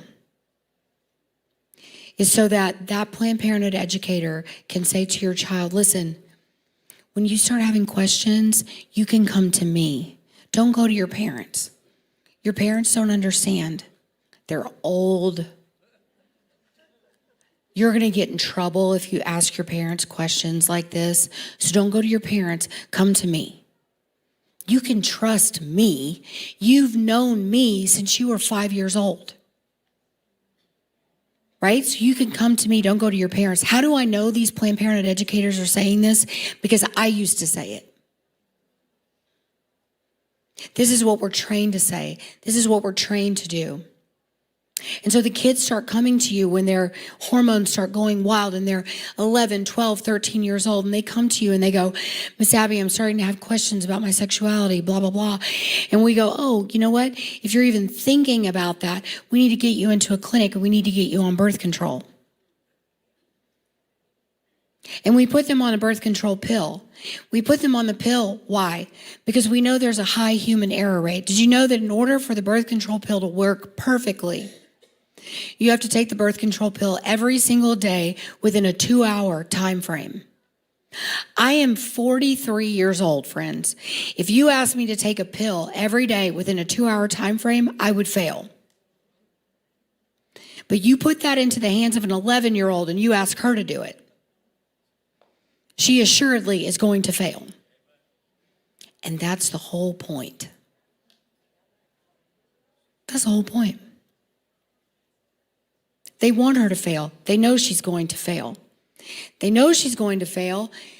The Guttmacher Institute, which is Planned Parenthood's research arm, even identified the failure.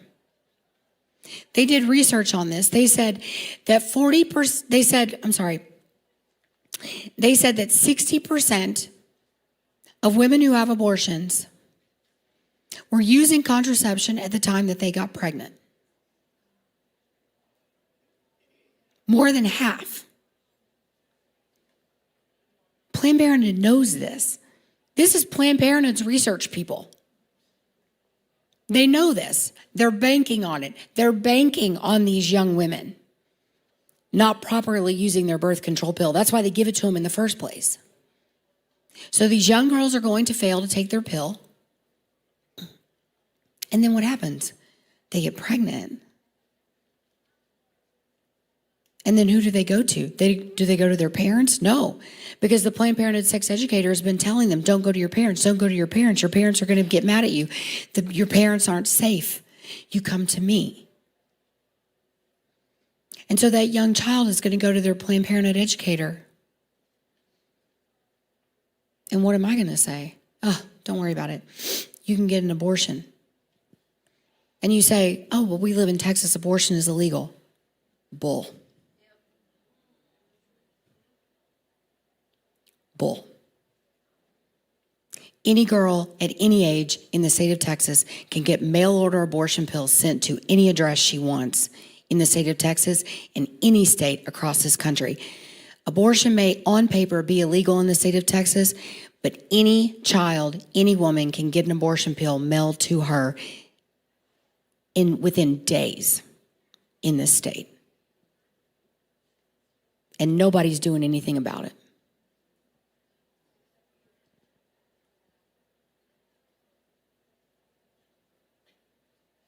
And that's exactly what will happen. And that young girl is going to go over to her friend's house one evening, and she's going to take those pills, and she's going to bleed and bleed and bleed, and she's going to think she's hemorrhaging. She's going to think she's dying. Did you know that almost 40% of women who take the medication abortion pill think that they are dying when they take it? Because they bleed so heavy? Did you know that 20% of women who take the medication abortion pill have severe complications? This is no joke. But these girls are able to get these pills off of over 70 different websites. They don't ask for ID. You don't have to verify that you're pregnant. You don't have to verify that your pregnancy is in your uterus. They don't care if you have an ectopic pregnancy. You never talk to a physician. The fact that the abortion movement says that an abortion is between a woman and her doctor is laughable. These women never see a doctor. They never talk to a doctor. They never even talk to a medical professional. They don't even talk to a nurse.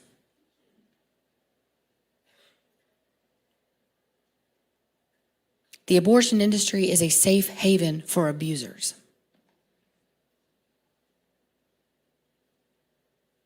This is an opportunity to cover up crimes again and again and again. And it's happening every day. So the abortion industry, their business model is for a young girl to have, or it's for a woman to have 3 abortions in her lifetime. 1 before she hits the age of 18. 1 during her college years between the ages of 18 and 24. and one right when she starts her career before the age of 30.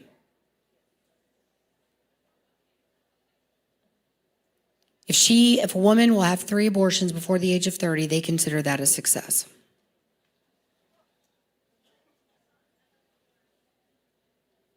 But let me tell you something. Abortion is not going to be where they stop. I believe the next venture for the abortion industry is going to be getting into transgender surgeries. Because why in the world are you worried about getting $500-600 off an abortion when you can transition one patient for $80,000 to $100,000?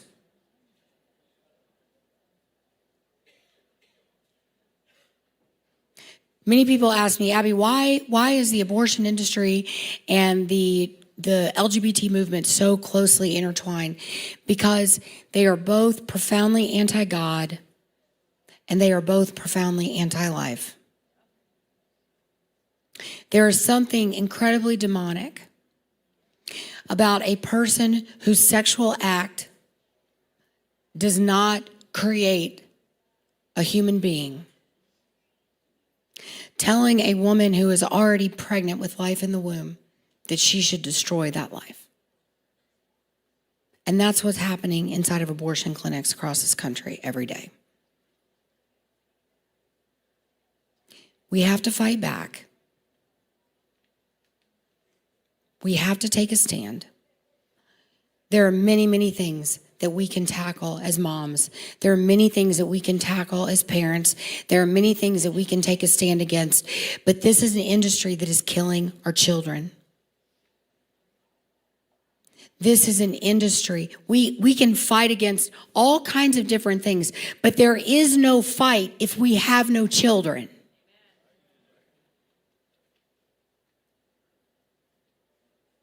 We have to stand up against this demonic industry that is destroying our children every single day. Now is the time. Now is the time to stand up, to fight back, to use your voices, to use them boldly, to call abortion what it is. It is child sacrifice. It is the same child sacrifice that we see in the Old Testament. Molech, Baal, it's the same thing. We just call it something more palatable. We call it abortion. We call it pregnancy termination. We call it all these other things. It is child sacrifice. It is murder. Stand bold. Stay connected. Stand for life. Thank you all so much, and God bless you. The American dream, full of grit, determination, hard work, and unthinkable achievements. Building and owning your own business is a monumental task. Preserving your dream in today's business environment has become a multi-layered challenge. A place to find guidance, resources, and connections doesn't exist. Until now. The Freedom Chamber, the pro-American business network.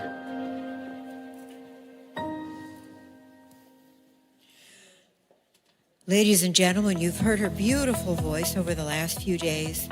Please welcome to our stage the gorgeous face of Moms for America Senior Project Manager, radio host, and conservative activist Raquel Mitchell to moderate our last panel, Moms in Action and Making a Difference.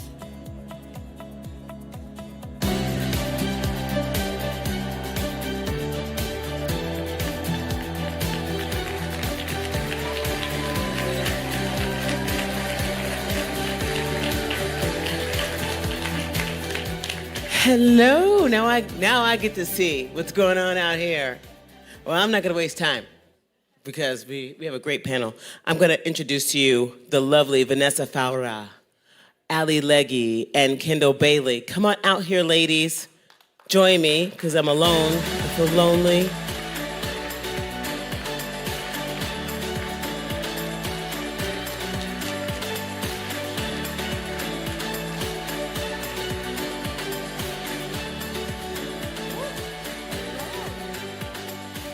This is my dream come true. This is how Oprah should have been, right?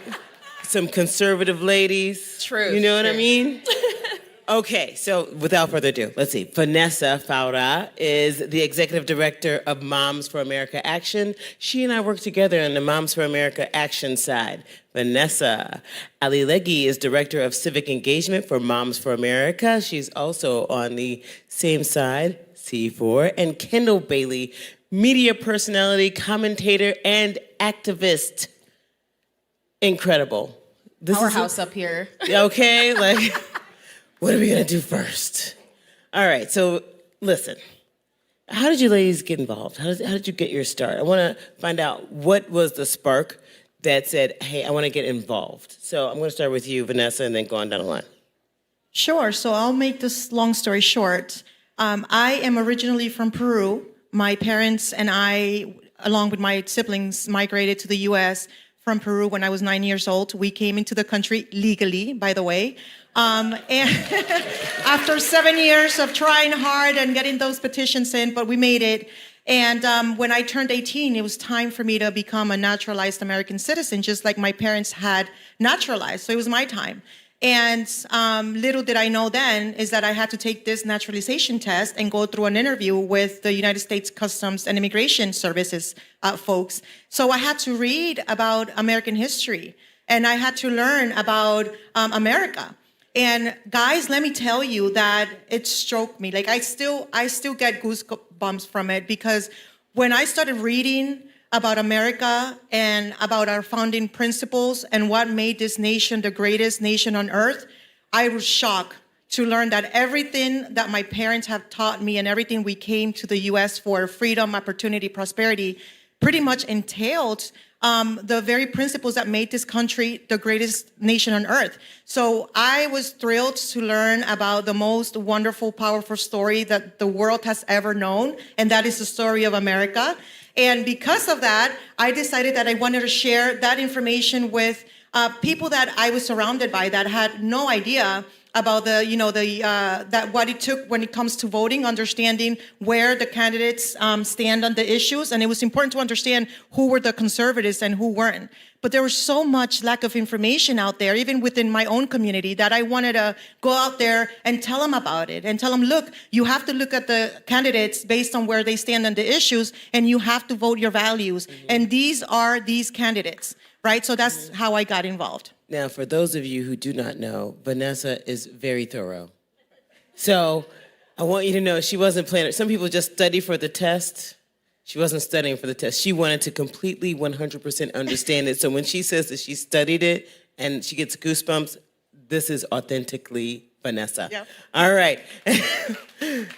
Aly, what was the spark? You got involved in school board. What happened with that? Well, so I've been involved, I would like to say, since about 2017. I realized that there was an attack on medical freedom. They were trying to strip away religious and medical exemptions from vaccinations. I did a deep dive into the literature. I studied CDC literature, NIH literature, all the things from the three-letter agencies that govern that aspect of it. And I saw California aiming to strip those away. We had that happen in Florida. And all of our moms got together and we killed about, I think, 7 bills that were aiming to strip away parental rights. I created an organization called Moms for Freedom in Florida. And we held a Reopen Tampa rally in 2020 when our government lost its mind and decided to tell who was essential and who wasn't essential. And I say my patriotic spider senses went off. And they made me put my combat boots back on, although I've never been in combat. But I am military, so I feel like, that's part of our uniform. So they made me put my combat boots back on, and I fought in a different way.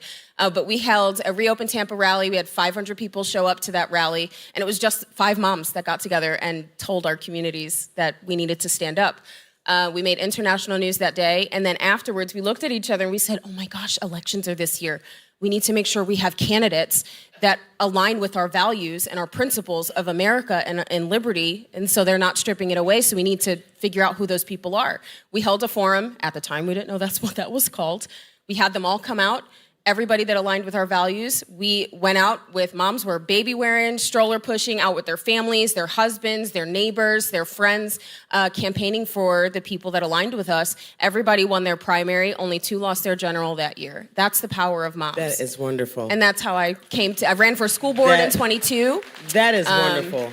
My son was told that the Constitution could be suspended under emergency rule while he was in school. From a history teacher, by the way. That would do it for me. How about you guys? Yep. Right. So I ran for school board, and now I'm here with Moms for America. You are doing too much to be so young and beautiful. Dynamite comes in small packages, y'all. Okie doke. How did you get your start? What was the fire? What was the spark? What got you? I mean, I was raised in a Christian conservative household. I was always very awake, but it was when they started masking our kids that I couldn't do it anymore. I started to form these rallies. We went to the Capitol. I live in Kentucky, and we got news media outlets there and just refused to put masks on our kids. And I said, no more. And then I got a lot more publicity when I shared my story, and I'm not going to go into all of it, but essentially I was diagnosed with cancer, and the night before my surgery, we found out that I was pregnant. And so spoken on a couple different news channels for March for Life and things like that. But so then that message got out, and then I thought, I have a voice. God blessed me with a voice, and I might just be a mom, but he wants me to use this voice, and he wants me to be bold for our children. So I did. Now, Kendall, you are really bold, because you have a huge social media following. We were talking in the back, and I said, how many followers do you have? You said, how many? 230,000. 230,000. Now, Kendall, is this something that you did? Like, are you a professional in social media? Like before? Like, are you a social media professional? No, I mean, it was one of those things. I Mhm. started sharing videos, and I remember I was sitting at my parents' house one night, and I said, you guys, I have 5,000 followers. And then the next night, my husband was moving to Kentucky. We were in this transition. I know that's a trigger word. We were in a transition of moving from Colorado to Kentucky. And I remember sitting on the floor with my parents, and I did another video, and it went viral again. And so I prayed, and I said, God, if you want me to continue to be on social media, like, you got to make this obvious. You have to open doors. And I mean, 10,000, 20,000, 100,000. And I mean, it just kept growing, and God was using my voice. And you're at 230? 230,000 followers, just starting on our own, just doing it on our own. So what does that mean to you all out there? Well, yes. You can do it. You can do this. Yeah. You can use your voices. You know, you're sitting there, I'm just a grandma. I'm just a mom. No, you're not. God has anointed each of us with something. Now, I'm not saying that, everybody has to go on social media and use their voice, but everybody has a place. And I know that Lindsey Graham, when she was up here and talking about that, everybody has something that they can do. And I want you to really listen to what is that God's calling you to do, because everybody has something in this fight. That's right. So it's all about using your talent, whatever that is. When I got involved, I'm like, whatever you need me to do, if it's within my talent pool, I'll do it. So now let's get into what can these moms do? I know all of you are involved to some degree, and you've all chosen your niche, but we have so many opportunities. So Vanessa, let's talk about some of the opportunities these moms have to get involved this year. Sure. So this is one of the great things for why Moms for America exists. We have so many tools, resources, capabilities out there that you can easily go to our website and find pretty much anything, like everything you wanna work on, like just anything that you like to be involved with, it's on there. Obviously, right now we're having 2 large or big national grassroots campaigns with the Moms Walkathon, and I'll tell you very briefly about that. The Moms Walkathon, it's basically a door knocking event. It's an event where we're getting moms from all over the country, primarily our 10 priority states, involved to get out there, talk to their neighbors, talk to their friends and family, the people in their neighborhoods, to make sure that, 1, there's an election happening.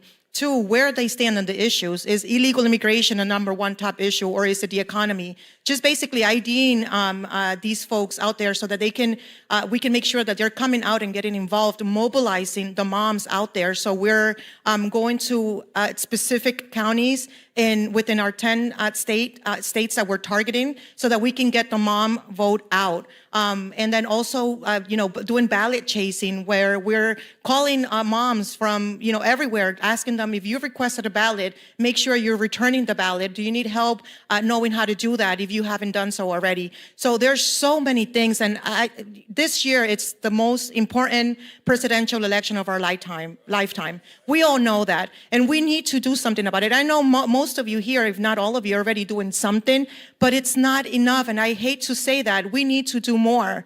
And Moms for America has an array of resources and tools that can help you get active and help others get mobilized. So always keep that in mind. Everything is on our website. We're doing great work. This year is going to be massive with getting the moms and the women in general vote out. And just, things to put it into perspective, during the midterms, we had about 300 conservative women running for office. Woo. Like, think about that for a moment, right? But then how many of us or how many women out there stayed home and did not come out to vote? It is a shame, right? Because we need to get out there. So just whatever you can do, even if that means going to your neighbor's house and telling your neighbor, look, this is what we're doing. This is what Moms for America is doing. Come out and help us spread the word. But this year, it's so important. And thank goodness we have everything on the website that can help with that. Very true. Thank you very much. MFAaction.com, just for those of you who don't know already, but I'm sure you do. Aly, tell us what we're doing. What are we doing? You're the school board guru. Yeah. What are we doing? I'm a civic engagement, so all things civic, right? School board is very important. Education is the heart of our nation. When you educate the child, so goes the soul of the nation. And we need to make sure that we have people that are involved in every single position of that. So what I do is I teach you guys, families, moms, dads, grandparents, everybody in the community, the proper roles and responsibilities of the elected positions and those that are hired within the district in order for you to make positive change. So we advocate that you build effective relationships, right, so that you can push forward positive legislation or positive policy that supports children and their education, making sure that it's not about culture, that it's more about educational outcomes, excellence. We need to get back to educational excellence, and it's so important. My people perish for their lack of knowledge, and if you don't understand the roles and responsibilities of those you have consented to govern you, you lose every single time. So I like to activate our parents and our mamas to get more involved civically, for sure. And I'm sorry, Aly, I always put you in the school board because you ran for school board. I did. So I'm like stuck on that. I'm like, I Aly know. ran for school It's board. okay. And she took it to them. I did. So that's always in my head. I was the first school board candidate to ever be endorsed by a sitting governor, as the first time candidate to ever run. Guys, it's possible. You can do it. Just stand on principle and don't move. Don't waver your principles or your values, and speak truth, and people will see that. And that's what Governor Ron DeSantis saw in me, and I flew with it. I mean, I didn't win my race, but I did earn 85,000 votes. We only had 20% of the Republican base come out to vote that year, which is atrocious. We need more people to come out and vote. We cannot have 20, we're not gonna win the election if we only have 20% of the Republican base come out and vote. It's just not gonna happen. So we need more people to be involved in their party, learn the proper roles, right? Learn the game, play it better, and kick their butt, right? That's how you do it, so. Yes. Aly, I'm excited about that. And you're right, and you're absolutely right, Vanessa. This is the most important. We say it every time. I get it. We say it all the time. But this really is very important. We got to show it. That's right. And we got to show it. We got to show up. So I'm asking you, find something. Go to our website. Participate in what we have to offer as far as getting the vote out in your state. And let's do it. Let's really show them how powerful we women are, how powerful moms are, and how much of a difference we can make, not just in our hamlets, but across this country. We have a voice. Let's use it. Let's show them. Got it? All right. Now look, we have an influencer right here. I've never really talked to an influencer. And I want to know how she does it. Don't you all want to know how she does it? Because if we can't do anything else, because sometimes, look, I'm getting a little long in the tooth, if you know what I mean, and the joints ache, so you know what I mean, for no reason. And so I want to be able to do something if I'm, if my knee goes out, my trick knee that I never did any tricks with, if it goes out, I want to know how I can do something at home. So can you give us just a tad of, just a little bit of how you built that? And also you have something that you want to share about just being a normal person, doing your normal person things and getting engaged too. So well, I want to take Kendall. it back. That first night, I think it was the first night, they said, the hand that rocks the cradle is the hand that rules the world. That is such a powerful statement, and that should hit on all of you in here, because we think that, oh, well, I'm just a mom. Like I said earlier, I'm just a mom, I'm just a grandma, I'm just a grandpa. You guys have so much influence. So I might hold that title of influencer. You're all influencers. You all have influence in all these children's lives. So be bold and know that even if you're not talking to 230,000 people, 1 million people, whatever it is, you're talking to those children. And you're the voice for those children. So I want you to do that. I will share a story.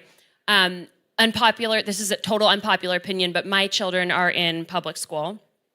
And I will say, I trust my public school. I am very involved in my public school. And the majority of the teachers there go to our church. However, last night I received a phone call from my son that he went to the book fair. And my children know that they're not allowed to go to the Scholastics book, but they can go. They're not allowed to spend money at the Scholastics book fair because it's trash. It's absolute garbage. It's indoctrination.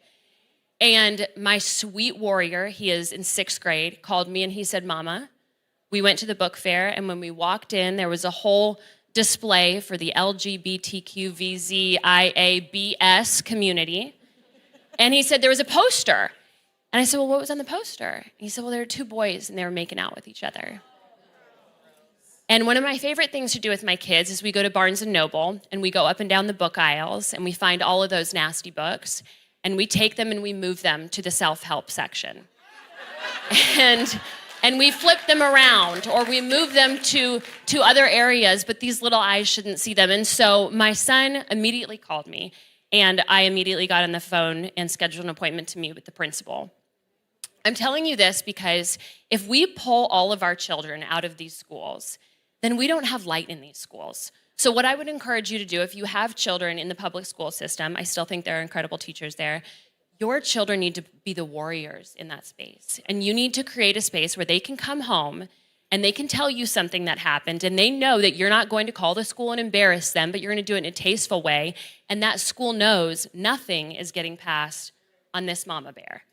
And I'm going to be the voice in that school. So I'm going to leave you with that, is to just use your voice and send your kids out so they can be powerhouses in that space. Could I just piggyback off of her real fast? Absolutely. So I love that you do that and that's something that you're encouraging others to do. Because what we do here at Moms for America and what I do with Moms for America is we have this program called School District Ambassadors. And what that is essentially having moms in every single district. That's like over 13,000 in the entire nation. We need one person or several people in every single district that's willing to be the light in our schools, to build those relationships with those that are elected and hired in your district level so that you can push safety, so that you can push academic excellence, so you can be there to understand why these board members are pushing the things that they're pushing and be the influence that, hey, look, this does not align. How does having my children learn about, gay sex or heterosexual sex or any kind of pornographic material help them pass their SATs? How does that help them graduate on level? Those are the types of questions you need to ask, and that's what we teach and what I'm able to help people learn. I'm so focused on solutions. Guys, if we focus on the issues, we lose every single time. The mission is to find the solutions so that we can advance our mission, which is making sure that our children are properly educated. And sometimes it's not just fighting, it's how we fight. It's exactly how you fight. It's how we fight. We can, if we're smart, we can get them and beat them at their own game, yeah? Vanessa, what are you going to leave us with? Not to put you on the spot. Quick. When I was a child going to school in this country, learning English, science, math, school for my family and my brother and myself was a safe haven. We loved getting into that yellow bus and going to school, and my parents were just so glad because they knew we loved it. And they felt peace when they sent us off because they knew we were going. Fast forward 25 years later, I'm getting up at 6 in the morning, afraid to send my own child to school. Where's the America my family and I came to? What kind of America are we going to leave our children? It is our responsibility. It's not just, I love America. You have to show it. You have to show it by taking action to defend it and save it because we're losing it. Where are you going to go? Back to Peru, where I come from? Trust me, America is still the greatest nation on earth, but we have to keep it that way, and it takes work and responsibility. There's no other country in this world that's better than America. So it is your responsibility, my responsibility to do more. I know it took money, energy, time to be here, and I applaud you for that. We needed you here, but we need you to do just a little bit more by getting your neighbors, friends mobilized. It is our responsibility to make sure they're getting their behinds out there and voting, because if we don't get these right representatives or candidates elected, we're done. So I will leave you with that. So don't just say, I love America, act on it. Well, I think you could have just dropped the mic, Vanessa. Just drop the mic. Listen, we want to thank you. I hope we inspired you to find something, just one more thing, like Vanessa said, just one more thing you can do. We have to save this country. By the way, I'm going to take this last couple seconds to confess something. I am not a mother. I am not a mother. I'm an aunt. I'm a friend's kids play aunt, as they used to call it. I don't let them do anything. The saying among my friend is, with their young daughter is, what would Raquel say? She would not like that. So that's who I am. And I'm doing it because I do this. I started getting involved because I want kids to grow up in the same world I grew up in. Thank you very much. Thank you. Ladies and gentlemen, because we're moms, we want to make sure everyone joins us for lunch. Please, everyone, vendors, all of the Czech people, the wonderful people at the church who've been helping us, please, all of us, join us in the tent for lunch. We'll see you there. Bye. Lindsey Graham will be selling her books and signing them. That's worth everything. Thank you.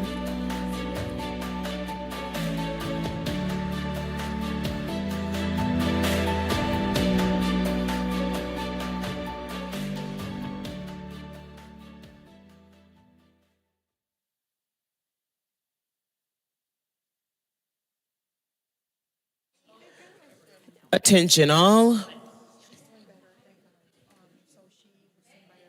Patriot Barbie is selling her books. The proceeds will be going to Moms for America.